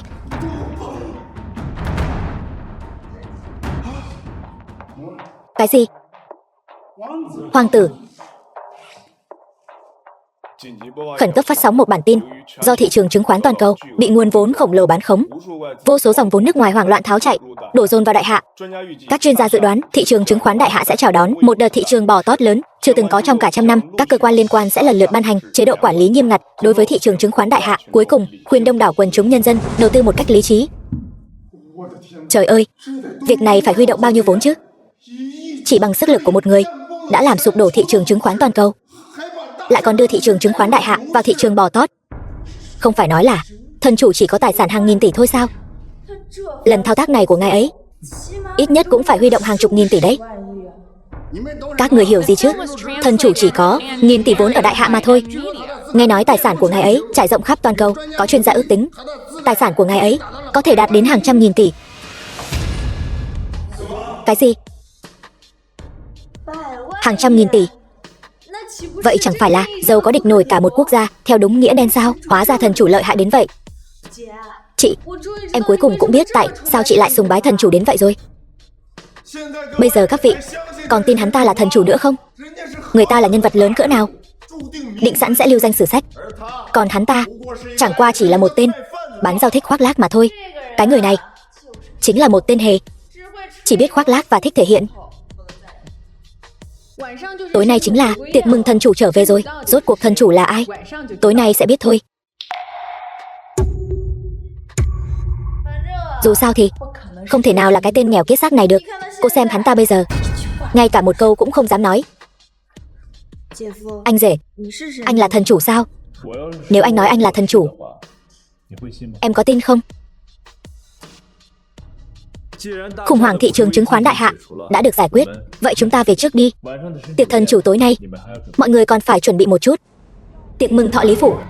Chị, cuối cùng chị cũng đến rồi, còn có cả anh rể nữa. Đừng có mà gọi lung tung trước mặt ba mẹ, em cứ gọi đấy. Chỉ cần có anh rể ở đây, vấn đề gì mà không giải quyết được chứ? Đúng không anh rể? Em nói sao thì là vậy. Mẹ, cháu chào gì? Cậu đã dùng thủ đoạn gì để lừa gạt con gái tôi, khiến nó mê muội đi đăng ký kết hôn với cậu hả? Sao mẹ lại đánh anh ấy chứ? Con còn banh nó nữa. Chuyện con và nó kết hôn chớp nhoáng, mẹ và ba con còn chưa tính sổ với con đâu. Bao nhiêu người đang nhìn kìa. Hai người đừng làm anh rể con mất mặt. Cái con bé này lúc nào cũng thích banh người ngoài, con không biết. Như vậy sẽ hại chị con sao? Đâu có. Anh rể rõ ràng rất giỏi mà. Giỏi cái rắm, mẹ đã điều tra tất cả thông tin của tên phế vật này rồi. Gì mà học vấn cấp 2, bán rau ngoài chợ. Mẹ là nông dân trồng trọt, chị gái là bảo mẫu. Con nghĩ xem, một gia đình như thế này có xứng với gia đình chúng ta không? Dì Trịnh nói đúng. Cái thằng nhóc này chỉ biết dùng lời ngon tiếng ngọt. Nhà họ Lý có thực lực không tồi, tuyệt đối đừng để con cóc ghẻ này ăn thịt thiên nga đấy nhé. Đúng vậy, tôi nghe nói rằng hắn đã đi xem mắt hơn 20 lần.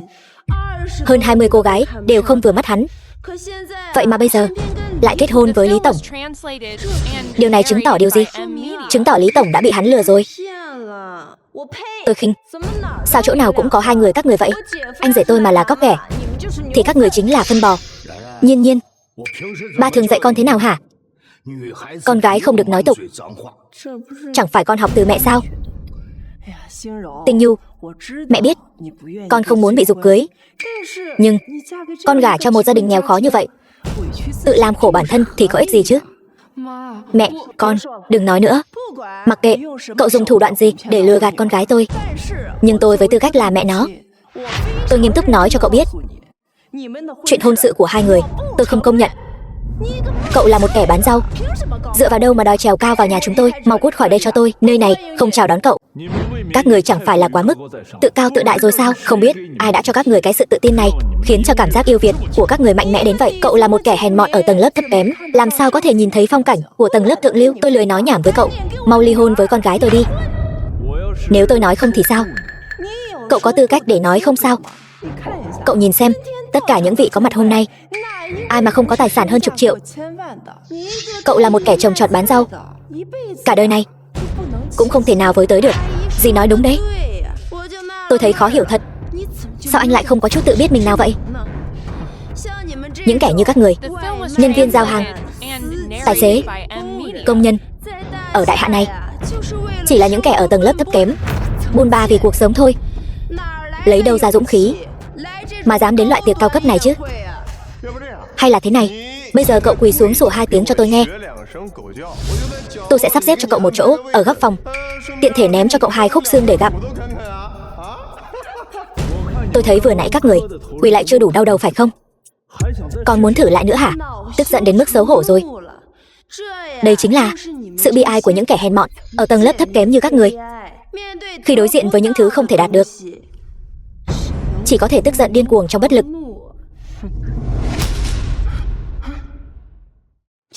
Anh dám đánh tôi? Chỉ là một tiện nhân không biết nhìn người mà thôi.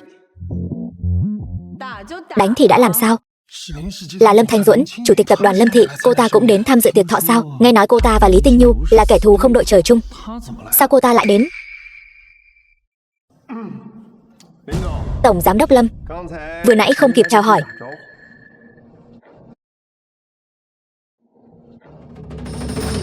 Cô đến đây làm gì? Đương nhiên là vì Chu tiên sinh. Lý ra các người không biết trân trọng, nhầm ngọc trai thành mất đá. Vậy thì chỉ có thể để tôi trân trọng thôi. Chu tiên sinh, anh ở Lý gia không được chào đón như vậy. Chi bằng anh ly hôn với Lý Tinh Nhu đi, làm phó tổng tập đoàn Lâm Thị của tôi. Thế nào, Lâm Thanh Duẫn? Nếu tập đoàn Lâm Thị các người thích cái tên phế vật này đến vậy, thì nhanh chóng mang hắn ta đi đi. Dì Trịnh nói đúng, Lý gia chỉ có thể có một người con rể là tôi thôi. Còn về cái tên phế vật này, tôi khuyên cô Lâm hãy thu hắn như phế liệu đi. Vinh Chiết, cuối cùng con cũng đến rồi. Dì Trịnh, con vừa nãy bận mua quà cho dì nên bị chậm trễ. Đến rồi thì thôi, mang quà cáp làm gì chứ? Khách sáo quá đi. Hôm nay là tiệc thọ 50 tuổi của dì Trịnh. Vinh gia cháu đương nhiên phải chuẩn bị một món quà lớn. Vinh gia cháu xin dâng lên 10 tấm thiệp mời tiệc mừng thần chủ trở về, 10 căn biệt thự đế cảnh Giang Uyển, một cặp vòng tay ngọc tùy cực phẩm. Chúc dì Trịnh phúc như Đông Hải, thọ tỷ Nam Sơn. Thiệp mời của thân chủ hiện tại giá trị đã hơn chục triệu rồi. Lần này lại tặng đến 10 tấm sao? Cái đó tính là gì chứ? Một căn đế cảnh Giang Uyển đã 500 triệu rồi, cộng thêm cái vòng tay ngọc tủy có thể giữ mãi tuổi thanh xuân kia. Giá trị của những món quà này cộng lại ít nhất cũng là 2 tỷ.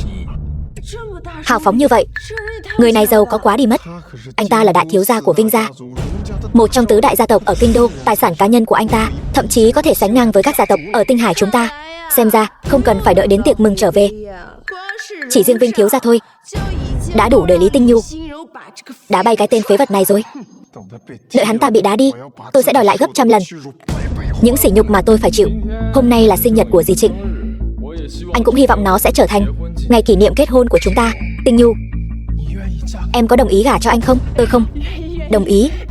Nhất định phải đồng ý. Dì sẽ bảo nó ly hôn với cái tên phế vật này ngay. Hôm nay các con đi đăng ký kết hôn luôn đi. Con nói này mẹ vợ, mẹ cũng quá coi thường con rồi. Chỉ là một Vinh gia nhỏ bé, đáng để mẹ phải quỳ lại như vậy sao? Sao vậy? Ý của cậu là cậu khinh thường Vinh gia sao? Cậu có biết việc kết thông gia với Vinh gia có ý nghĩa gì không? Đây là cơ hội lớn có thể đưa tập đoàn Lý Thị chúng tôi vươn lên top 500 đấy. Chỉ cần vợ con không muốn, thì dù là cơ hội lớn đến mấy đi chăng nữa, cũng chỉ là phù du. Không ai được phép cướp đi cô ấy. Đây chính là người chồng nhà quê nghèo hèn của Tinh Nhu, Chu Nguyên, kẻ bán rau. Anh chính là tên công tử thận hư, dựa vào Vinh gia để đi khắp nơi gieo rắc tình cảm kia, sao? Cậu dám sỉ nhục tôi? Cậu coi thường Vinh gia tôi đúng không? Những gì tôi nói đều là sự thật thôi, chỉ là một Vinh gia nhỏ bé. Chỉ cần tôi muốn, một cuộc điện thoại là có thể khiến các người biến mất khỏi thế gian này. Chu Nguyên đây là không muốn sống nữa sao? Hắn ta nghĩ rằng dựa vào Lâm gia là có thể đối đầu với Vinh gia ở kinh đô sao? Lại gây thêm phiền phức cho tôi rồi. Đừng làm tôi thất vọng đấy nhé. Tô Tô, tôi cho cô 3 phút khiến Vinh gia phá sản. Một kẻ bán rau thối như cậu còn có thể khiến Vinh gia tôi phá sản được sao? Chẳng lẽ cậu định lái chiếc xe van rách nát kia đến đâm vào cổng lớn Vinh gia tôi sao? Vinh thiếu, anh không biết đâu. Vừa nãy hắn ta còn nói khách sạn Trường Lạc là của hắn ta đấy. Hóa ra là một kẻ mắc chứng hoang tưởng sao? Được, tôi cho cậu 3 phút. Nếu Vinh gia tôi vẫn chưa phá sản, thì cậu lập tức ly hôn với Tinh Nhu. Hơn nữa, tôi sẽ bỏ ra khỏi đây trước mặt tất cả mọi người. Vinh gia các người sắp phá sản rồi, anh còn dám ở đây đánh cược với tôi?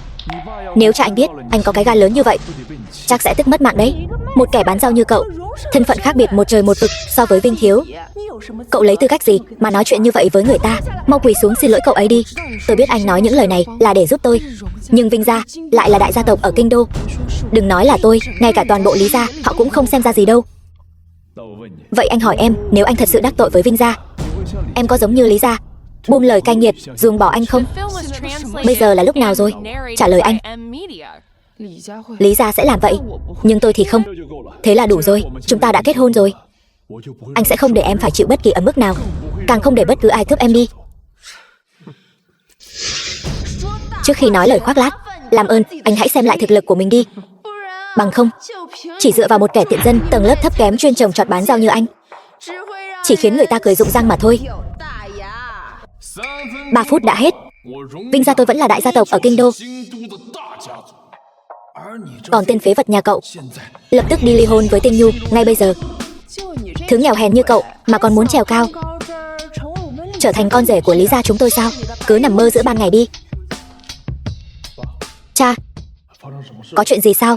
Đồ khốn nạn nhà mày, rốt cuộc đã đắc tội với nhân vật lớn nào? Toàn bộ sản nghiệp của Vinh gia đã bị nhổ tận gốc. Vinh gia tiêu rồi.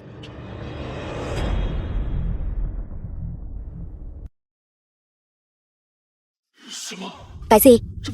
Không thể nào.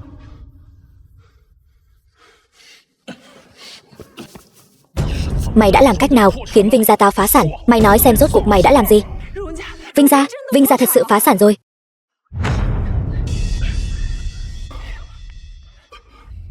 Anh ấy thật sự đã làm được. Thân phận của anh quả nhiên không hề đơn giản. Tôi đã biết mà, chỉ cần có anh rể tôi ở đây, vấn đề gì cũng có thể giải quyết được. Nhiên, Chu Nguyên này rốt cuộc là ai? Sao cậu ta có thể khiến Vinh gia phá sản được chứ? Triệu thiếu, chuyện này là thật sao? Tôi không biết, tên nhóc này quá kỳ lạ rồi. Hắn ta thật sự là thân chủ sao? Không thể nào. Tôi đã điều tra tài liệu của hắn từ lâu rồi, sao tôi có thể dám chọc vào cái người trong truyền thuyết đó chứ? Vậy thì tôi hiểu rồi. Vinh gia các người, trong mắt tôi còn không bằng một cái rắm. Nhớ kỹ đây, kiếp sau đừng hòng tranh giành với tôi nữa. Vinh gia mà mẹ đang quỳ lại đã phá sản rồi, mẹ còn muốn gả con gái cho hắn ta sao? Tôi không tin. Chỉ dựa vào cậu mà có thể khiến Vinh gia phá sản sao? Sự thật đã bày ra trước mắt rồi, mẹ còn gì để không tin nữa. Này nhóc, vận may của cậu thật sự tốt đấy. Vinh gia phá sản chẳng liên quan nửa xu nào đến cậu đâu. Cậu sẽ không thực sự nghĩ rằng đó là do chính tay cậu làm ra chứ? Cơm có thể ăn bừa, nhưng lời thì không thể nói bậy. Nha đầu, cô vẫn chưa bước vào xã hội, rất dễ bị kẻ lừa đảo mồm mép tép nhảy này lừa gạt đấy. Dì Trịnh, dì vẫn chưa biết sao?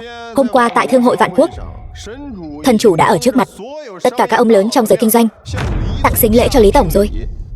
Nếu không có gì bất ngờ, tại tiệc mừng thần chủ trở về, thần chủ sẽ cầu hôn Lý tổng ngay tại đó. Vinh gia vào lúc này dám cầu hôn Lý tổng, chẳng phải là chọc giận thần chủ sao? Cho nên Vinh gia phá sản là vì dám tranh giành phụ nữ với thần chủ. Vậy ý cậu là thần chủ đã tặng sính lễ cho Tinh Nhu sao? Tình Nhu, chuyện lớn như vậy, sao con không nói cho mẹ biết? Không đúng, có phải con cố ý phong tỏa tin tức không? Nếu không, thì sao chúng ta lại không biết chứ? Mẹ, con đã kết hôn với Trung Nguyên rồi. Con, cái con nha đầu thối này, đó là thần chủ đấy, người giàu nhất thế giới. Chỉ riêng tài sản ở Đại Hạ đã vượt quá hàng nghìn tỷ, tài sản ở nước ngoài lại càng vô số kể. Một ông lớn cấp bậc như thế này lại có thể để mắt đến chúng ta, đó là phúc khí mà Lý gia chúng ta tu được 8 đời đấy. Mẹ cho con một ngày, trước buổi tiệc trở về của thân chủ, mau chóng ly hôn với cái thằng nhóc thối tha này đi. 10 câu bà nói thì có 9 câu là khinh thường tôi. Bà không sợ tôi chính là thần chủ mà bà nhắc đến sao? Tôi khinh thần chủ cái gì chứ? Cậu là loại người gì chứ? Cũng không chịu tẻ ra mà soi lại bản thân mình đi, cái bộ dạng vô dụng gì thế kia. Các vị, đừng để bị tên lừa đảo này lừa gạt. Nhà hắn ta ở ngay cạnh nhà tôi, nhà nghèo đến mức không có tiền đi học. Thần chủ cái nỗi gì? Tôi thấy là ôn thần thì đúng hơn. Các vị, thằng nhóc này nổi tiếng là gặp may. Việc nhà họ Vinh phá sản chắc chắn là do thần chủ ra tay. Không ngờ lại bị thằng nhóc này hớt tay trên. Dì Trịnh, hay là thế này, tập đoàn Lâm Thị chúng tôi và tập đoàn Lý Thị của các vị hãy đặt cược đi. Người thua phải đưa ra 50% cổ phần của tập đoàn. Thế nào? Cược lớn như vậy sao? Cô muốn cược cái gì? Chúng ta cược Trung Nguyên mà các vị khinh thường. Có tát vào mặt các vị tại buổi tiệc trở về hay không? Ý cô là cược hắn ta chính là thần chủ sao? Cược thần chủ thì có vẻ hơi thiếu thực tế. Chúng ta chỉ cược thân phận của anh ấy có cao hơn Vinh Triết kia hay không? Em gái Tinh Nhu, thế nào? Được, lập tức soạn hợp đồng, không được hối hận đâu đấy. Hợp đồng sẽ được gửi đến liền thôi. Chúng ta sẽ biết kết quả tại tiệc trở về.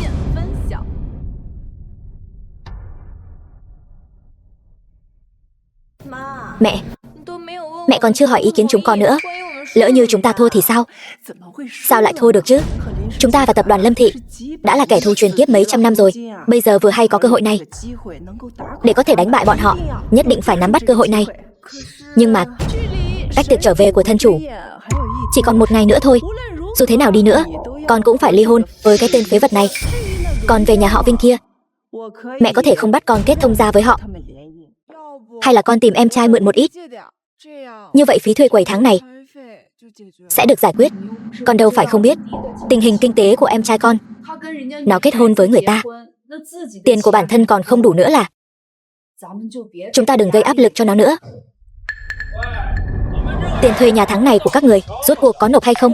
Không nộp thì cút ngay đi. Nộp chứ, chỉ là gần đây hơi kẹt tiền.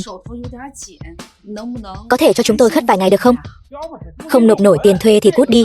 Cái quầy hàng này có rất nhiều người nhắm đến đấy. Vâng. Đại ca, cậu xem, chúng ta đã quen biết nhau nhiều năm rồi. Cho chúng tôi khất thêm vài ngày nữa đi. Thế này đi, tối nay bảo con gái bà đi cùng tôi. Vậy tôi sẽ miễn tiền thuê nhà tháng này. Không được, nếu cậu dám động đến con gái tôi sẽ liều mạng với cậu. Không muốn cũng được. Trong vòng 2 tiếng phải nộp tiền thuê nhà. Bằng không, hôm nay tất cả cút ra ngoài cho tôi. Mẹ, chúng ta hết cách rồi.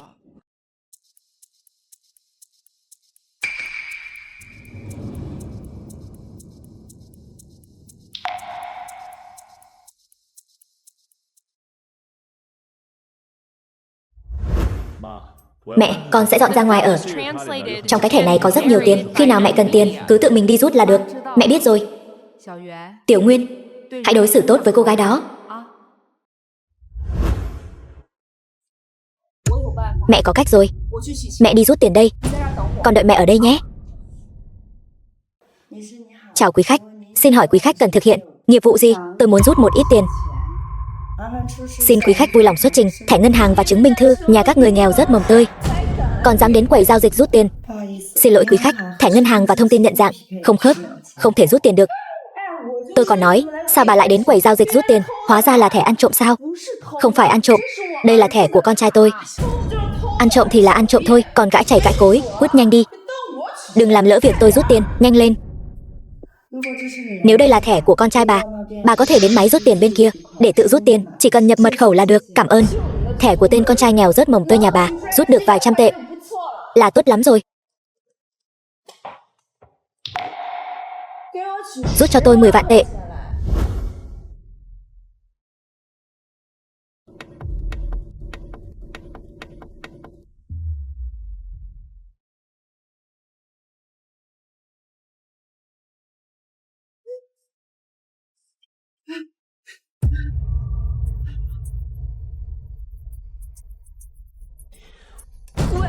Này, đồ nhà quê, bà làm cái trò gì vậy? Tôi cũng không biết nữa, tôi chỉ nhấn nút rút tiền thôi. Nó lại thành ra thế này. Tôi cũng chưa từng thấy trường hợp này. Hay là tôi xin ý kiến giám đốc ngân hàng? Xin ý kiến gì nữa chứ? Chắc chắn là bà nhà quê này đã dùng thủ đoạn mờ ám gì đó. Cảnh báo được kích hoạt do trộm tiền. Mau báo cảnh sát, bắt bà ta đi. Cô đừng nói bậy. Tôi vừa nãy chỉ đang rút tiền thôi. Ăn trộm tiền rồi định chạy hả? Quả nhiên là cùng một kiểu với thằng con trai nghèo mặt của bà. Sao còn chưa gọi bảo vệ khống chế bà ta lại? Bảo vệ? Không phải tôi.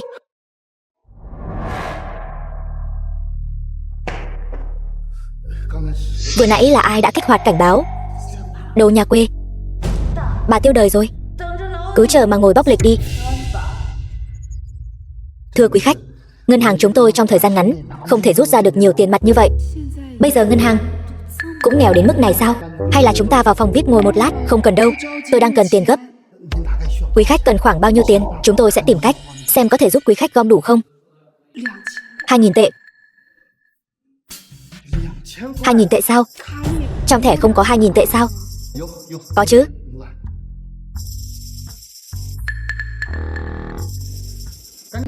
Mau đi rút 2.000 tệ mang đến đây. Mời bà đi lối này. Sau này nếu có thời gian rảnh, mời bà thường xuyên ghé chơi. The film was translated and narrated by M Media. Đi thong thả. Cô vừa rồi không đắc tội với bà ấy chứ? Không có, đó chính là người sở hữu thẻ đen tối thượng. Chỉ những người có tài sản vượt quá 1.000 tỷ mới có tư cách đăng ký. Tài sản 1.000 tỷ. Tấm thẻ đen đó không phải là của Trung Nguyên sao? Chẳng lẽ anh ta? Tiểu Nguyên. Mẹ, con không đi cùng cô gái kia. Sao lại về rồi? Sau này chúng ta không bán rau nữa. Không bán rau thì làm gì đây? Em trai đã kiếm được một khoản tiền lớn. Nó nói muốn dẫn chúng ta đi mua một căn nhà. Một căn nhà ở Tinh Hải đó cũng phải mấy triệu tệ. Con làm sao mà mua nổi chứ? Thôi được rồi mẹ, đừng nói nữa. Đi theo con đi. Đi đâu vậy? Mẹ còn phải bán rau nữa. Con đừng có làm loạn nữa. Chị, có khách hàng đến rồi. Nhớ kỹ, những người có kiểu ăn mặc như họ đều là người ở tầng lớp thấp kém. Dẫn họ đi xem nhà chỉ là lãng phí thời gian thôi. Nhưng mà...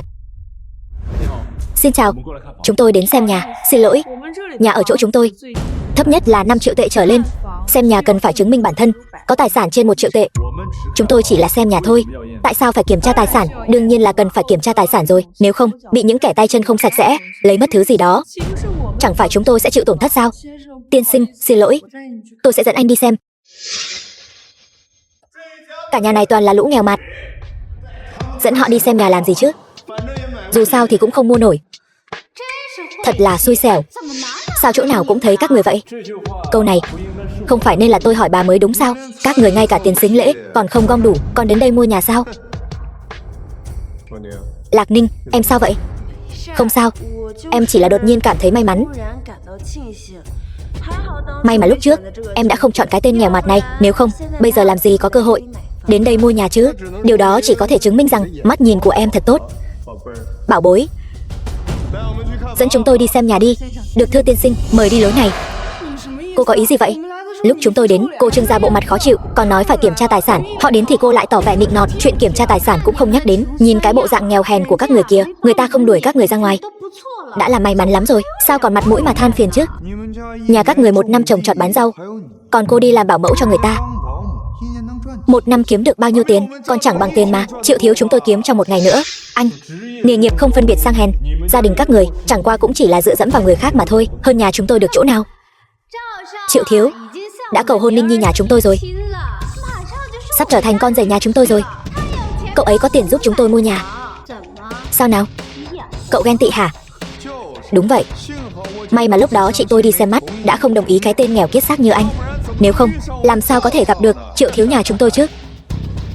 Nào, đuổi hết đám nghèo kiết xác này ra ngoài cho tôi. Bản thiếu gia lập tức mua một tòa nhà ở đây. Bảo vệ, chị làm vậy với họ không hay đâu. Có gì mà không hay? Không có tiền còn đến đây làm mất thời gian của chúng ta. Cái đám người này không xứng đáng đến chỗ chúng ta mua nhà. Ném đám người nghèo này ra ngoài cho tôi. Tôi xem ai dám động đến chủ tiên sinh. Lâm tổng của tập đoàn Lâm Thị, một công ty bất động sản nhỏ bé, lại dám động đến người của tôi. Các người không muốn làm ăn ở Tinh Hải nữa sao? Lâm tổng, Lý tổng, hai vị sao lại có thời gian đến chỗ chúng tôi vậy? Ai cho cô cái gan đó, dám nói chuyện với người của tôi như vậy? Chị, chú ý hình tượng đi. Tôi thấy có vài người là lòng đang rối bời rồi. Ở đây ăn nói lung tung. Lâm Thanh Duẫn, cô im miệng. Còn nữa, cô đến đây làm gì? Đương nhiên là nghe nói Chu tiên sinh muốn mua nhà, đến để chọn giúp anh ấy một chút. Mấy tòa nhà ở giữa, tôi lấy hết. Điền tên anh ấy. Vâng, tôi đi chuẩn bị hợp đồng ngay đây. Chị, chuyện gì thế này? Căn nhà trị giá mấy chục triệu, nói tặng là tặng luôn, còn có thể là tình huống gì nữa? Ăn bám thôi chứ gì. Một kẻ bám víu người khác. Đồ phế vật ăn bám. Có gì mà phải ngưỡng mộ? Triệu thiếu, cậu sắp là con rể nhà chúng tôi rồi. Không giống hắn. Toàn bộ khu nhà này tôi bao hết. Điền tên anh ấy. Lý tổng, cô có chắc không? Toàn bộ khu nhà này trị giá hàng trăm triệu. Sau khi giao dịch thành công, cô sẽ có hoa hồng hàng triệu. Không muốn sao? Tôi muốn. Lý tổng, cô ta chỉ là một thực tập sinh, không có kinh nghiệm gì, để tôi dẫn các vị đi ký hợp đồng nhé. Tôi chỉ cần cô ấy ký cho tôi. Chẳng phải chỉ là được bao nuôi thôi, sao? Có gì mà phải đắc ý? Mẹ thấy, cậu ta sống cũng khá tốt đấy. Chị, tìm cho em một cơ hội. Được bao nuôi tốt như thế này đi, đúng là quá hạnh phúc rồi. Tiểu Nguyên, hai vị này đều là nhân vật lớn ở Tinh Hải. Con phải nói chuyện với người ta dễ nghe một chút, đừng có hở một chút là mắng chửi người khác. Mẹ, con mắng chẳng qua chỉ là những kẻ hám lợi mà thôi. Chị, em thấy anh rể vẫn còn rất nhiều người tranh giành đấy. Chị thử suy nghĩ lại xem sao. Vợ, em tìm anh có chuyện gì? Chu Nguyên, chúng ta ly hôn đi. Em nghĩ rằng tôi không còn giá trị lợi dụng nữa nên mới muốn ly hôn với tôi sao? Chu Nguyên, khoảng thời gian này anh đã trải nghiệm cuộc sống của giới thượng lưu, cộng thêm những căn nhà này làm bồi thường, chắc cũng đủ rồi. Nhưng bây giờ giấc mơ nên kết thúc rồi. Thật sự muốn ly hôn sao? Anh và tôi dù gì cũng là người của hai thế giới khác nhau. Điều tôi theo đuổi là một thiên tài giàu có như thần chủ, chứ không phải là người gặp vấn đề chỉ biết dựa dẫm vào tôi. Được, nếu đã như vậy thì chúng ta cũng không còn gì để nói nữa.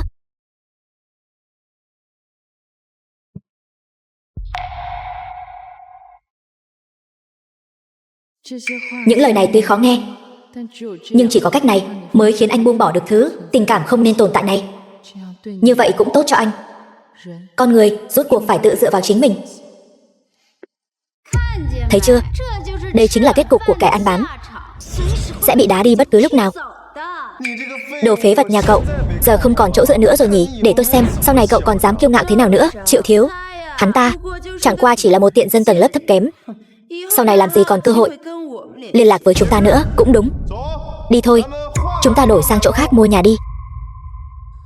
Chu Nguyên, đây là thiệp mời dự tiệc trở về của thân chủ. Anh có thể vào trong làm quen thêm nhiều nhân vật lớn. Một tấm thiệp mời dự tiệc bình thường tôi không cần đến.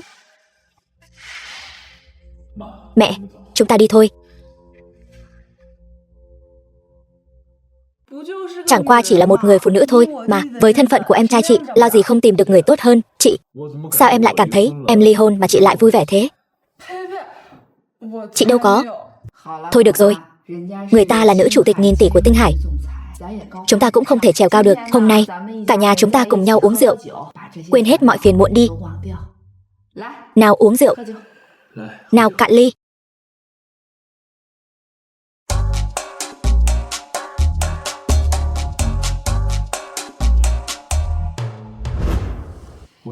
Lát nữa con phải đi dự tiệc. Con đi tắm trước đây. Đi đi.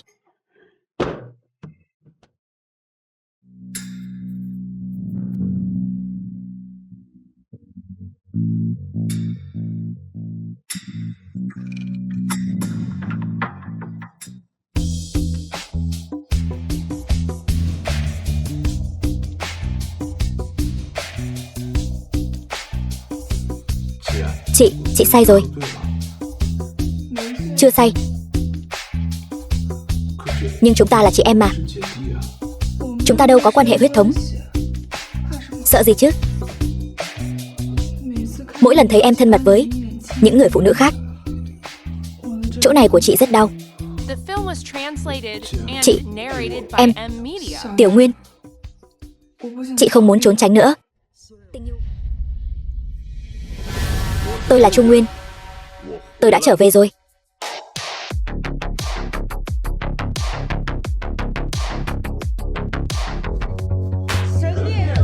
Toàn thể thần điện, cung nghênh thần chủ trở về. Đệ nhất chiến thần đại hạ. Thụ phú Mễ quốc. Đệ nhất sát thủ toàn cầu. Nhà buôn vũ khí lớn nhất toàn cầu.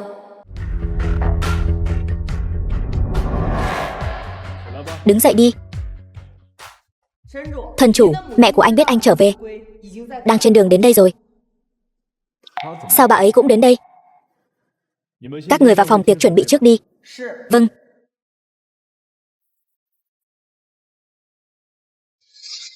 Tôi còn tưởng cái tên phế vật nhà cậu sợ hãi đến mức trốn đi rồi chứ.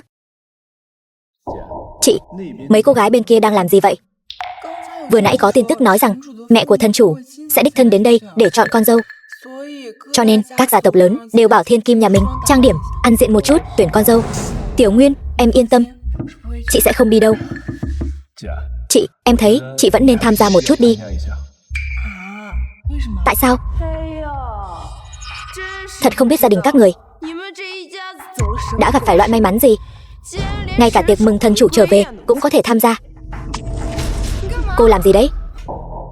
Tiểu Nguyên, phế vật, tôi đã nói trước rồi. Nếu còn dám để bổn thiếu gia nhìn thấy cậu, những sỉ nhục tôi phải chịu trước đây đều phải trả lại hết. Sau khi ly hôn với Lý Tổng, cái tên bán rau thối tha nhà anh vẫn còn dám mặt dày xuất hiện. Cả nhà các người sao lại không biết thân biết phận như vậy chứ? Cái thằng con trai nghèo hèn của bà trước đây bám víu Lý Tổng, không được bao lâu đã bị đá đi rồi. Bây giờ còn muốn đứa con gái bảo mẫu của bà đi bám víu thần chủ. Bà nghĩ thần chủ có thể để mắt đến cô ta sao? Thật ngại quá, lát nữa không phải chị ấy đi bám víu thần chủ, mà là thần chủ sẽ chủ động đến cầu hôn chị ấy. Buồn cười lắm sao? Cậu, mày chán sống hả? Mẹ của thần chủ đã đến.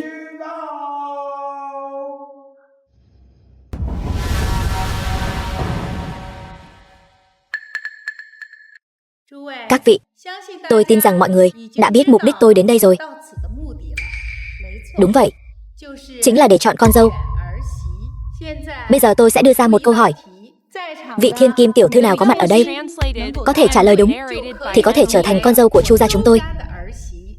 Lạc Ninh, gia đình chúng ta có thể thay đổi vận mệnh hay không hoàn toàn trông cậy vào con, nhưng con đã đính hôn với Triệu thiếu rồi. Triệu thiếu đó sao có thể so sánh với thần chủ được chứ? Chỉ cần con được để mắt tới, cho dù hủy hôn ngay tại chỗ, cậu ta còn không dám nói một chữ không. Hai đứa con gái lần này nhất định phải cố gắng giành lấy. Nếu được chọn, các con muốn gì mẹ cũng sẽ đồng ý với các con. Nếu được để mắt tới, cho dù chúng ta không có thiệp mời chí tôn cũng không sao cả, trở thành con dâu của Chu gia.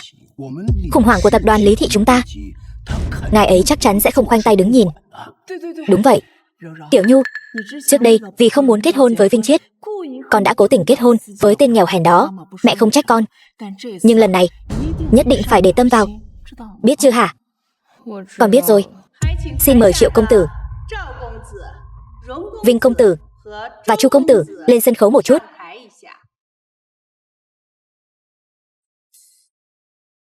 Các vị, đề bài rất đơn giản. Chọn một người trong số 3 người họ làm con rể của gia tộc mình. Một khi đã chọn, không được phép hủy hôn. Vị này là thiếu gia của Triệu gia Tinh Hải. Mặc dù thu nhập hàng năm chỉ hàng trăm triệu, nhưng cậu ấy rất quan tâm đến người mình yêu thích, khá chu đáo. Vị này là đại thiếu gia của Vinh gia Kinh Đô. Mặc dù nghe nói Vinh gia Kinh Đô đã phá sản, nhưng gia sản vẫn còn rất lớn, không quá vài năm có thể phục hồi trở lại. Hơn nữa bản thân cậu ấy cũng có thực lực rất mạnh. Vị cuối cùng là một nông dân trồng trọt và bán rau. Thu nhập hàng năm của cả gia đình không quá 10 vạn. Tuy nhiên, cậu ấy hiếu thảo với gia đình và sâu nặng tình cảm với người mình yêu. Được rồi, bây giờ xin mời bắt đầu lựa chọn. Một khi đã lựa chọn xong, xin hãy tuân thủ lời hứa của các vị, không được phép hủy hôn. Nếu chọn Vinh gia Kinh Đô, Lạc gia chúng ta chẳng phải là phát đạt rồi sao? Mẹ, sao con lại cảm thấy đây là đang kiểm tra phẩm hạnh vậy? Liệu rằng việc chọn Trung Nguyên bình thường nhất lại được để mắt tới không? Bảo em bình thường bớt xem phim rồi mà. Đây là hiện thực đấy. Ai lại bỏ qua một người con rể trị giá hàng trăm tỷ để đi rước một tên con rể vô dụng bán rau chứ? Đúng vậy, con không nghe bà ấy nói sao? Một khi đã xác định là phải chọn người đó làm con rể của gia đình mình, cái kiểu làm ăn thua lỗ này ai mà làm chứ? Hai đứa con, chỉ cần một đứa chọn Vinh Chiết là được. Con không muốn đâu. Con sẽ chọn anh rể. Con bé này.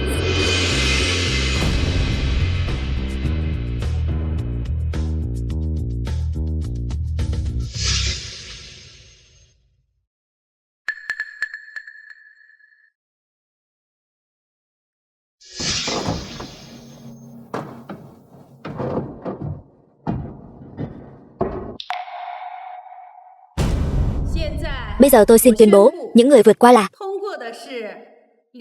Lý Tinh Nhu, Lý Tinh Nhiên, Lâm Thanh Duẫn và Dương Nhiên Ca. Xin mời 4 vị mỹ nữ vào hậu trường thay lễ phục. Chu phu nhân, tôi cảm thấy điều này không công bằng. Cô nói xem. Không công bằng ở chỗ nào? Chu Nguyên đó, trước đây tôi từng đính hôn với hắn. Tôi biết rõ tình hình gia đình hắn. Hắn ta là một kẻ bán rau, mẹ nuôi thì làm ruộng, chị gái nuôi hắn ăn học. Tình cảnh gia đình như thế này, đặt vào bất kỳ gia tộc bình thường nào cũng sẽ không chọn hắn ta. Dựa vào đâu mà chọn hắn lại được thông qua? Tôi cũng không phục. Vinh gia của tôi tuy đã phá sản, nhưng lạc đà gầy còn hơn ngựa béo. Dù thế nào cũng mạnh hơn cái tên Chu Nguyên này. Vinh Chiết nói đúng. Chu Nguyên hắn chính là một tên nghèo rớt mùng tơi từ đầu đến cuối, thân phận thấp kém. Dựa vào đâu mà chọn hắn? Các vị cũng nghĩ như vậy sao? Chu phu nhân, mặc dù con gái tôi đã vượt qua, nhưng mà tôi muốn nói một lời thay cho họ. Tiêu chuẩn vượt qua của bà đây không hợp lý lắm. Mẹ, con bé này im miệng. Chu phu nhân, nhất định là có tiêu chuẩn vượt qua khác. Bây giờ không hỏi, lát nữa sẽ bị đánh trượt ngay đấy. Mẹ nói gì vậy? Chẳng phải chúng con đều đã vượt qua rồi sao? Con nghĩ rằng lấy thằng nhóc nghèo này làm tiêu chuẩn vượt qua, điều này có thể sao? Tập đoàn Chu Thị là tập đoàn tư bản lớn nhất toàn cầu đấy. Điều này cũng quá vô lý rồi. 4 vị mỹ nữ đã vượt qua thử thách. Chỉ cần các cô đồng ý, lập tức có thể kết hôn với thần chủ con trai tôi. Các cô có đồng ý không? Không đồng ý. Các cô không đồng ý sao? Con bé ngốc này, bây giờ phải trả lời là đồng ý chứ. Chu phu nhân, tôi đã có người trong lòng rồi. Con nói gì cơ? Con không phải là muốn nói. Đúng vậy, chính là Chu Nguyên. Mặc dù anh xuất thân nghèo khó, năng lực bản thân cũng không mạnh, 1 năm cũng chẳng kiếm được bao nhiêu tiền, nhưng anh rất hiếu thảo, cũng rất trung thủy. Gặp chuyện lớn anh đều đứng ra gánh vác giúp em. Có điều, chúng ta đã ly hôn rồi. Tinh Nhu, con nhóc này bị điên rồi sao? Công khai tỏ tình với một tên ăn mày nghèo rớt mồng tơi. Con làm vậy là muốn cắt đứt đường làm ăn của Lý gia chúng ta, đúng không? Nhiên Nhiên, chị con vừa nói năng hồ đồ, con đừng có học theo nó đấy. Anh rể, mặc dù anh chưa lấy được thiệp mời chí tôn, nhưng em thấy anh không hề kém bất cứ ai. Nếu họ không chịu gả cho anh, em sẽ gả.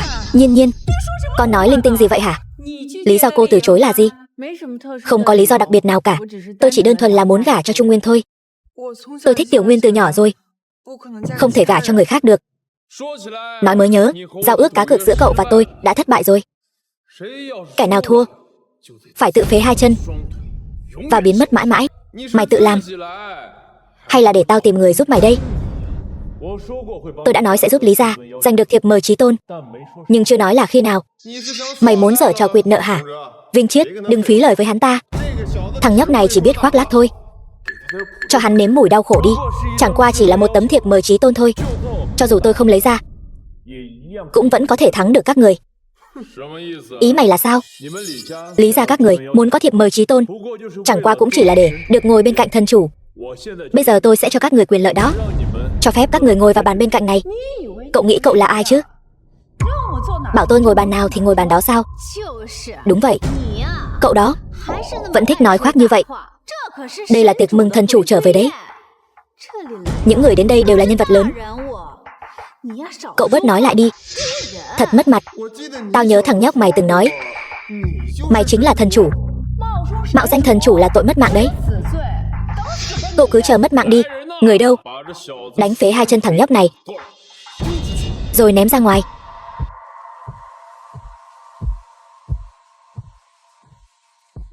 Các người thật sự quá to gan. Đặc biệt là cậu. Vị này đây chính là thư ký của tập đoàn Chu Thị. Sự xuất hiện của cô ấy có nghĩa là thần chủ sắp xuất hiện rồi. Thần chủ cuối cùng cũng sắp đến rồi. Dám mạo danh thần chủ, anh mất mạng chắc rồi. Tham kiến thần chủ. Hắn ta là thần chủ. Cậu ta là thần chủ sao? Cái gì? Hắn ta lại là thần chủ sao? Tên bán rau thối tha này là thần chủ sao? Vậy chẳng phải tôi. Mày dám làm sụp đổ vinh gia của tao, bây giờ lại còn muốn phế 2 chân tao. Hôm nay tao mặc kệ mày có phải là thần chủ hay không, cũng phải mất mạng dưới tay tao. Tiểu Nguyên, cẩn thận.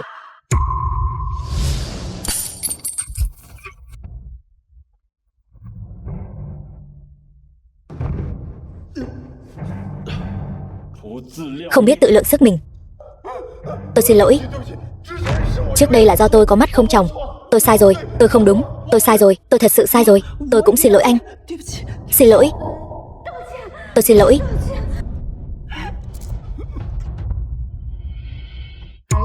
Con trai, những chuyện lặt vặt này đã giải quyết xong rồi. Đến lúc xử lý chuyện chính rồi. Chuyện chính gì cơ?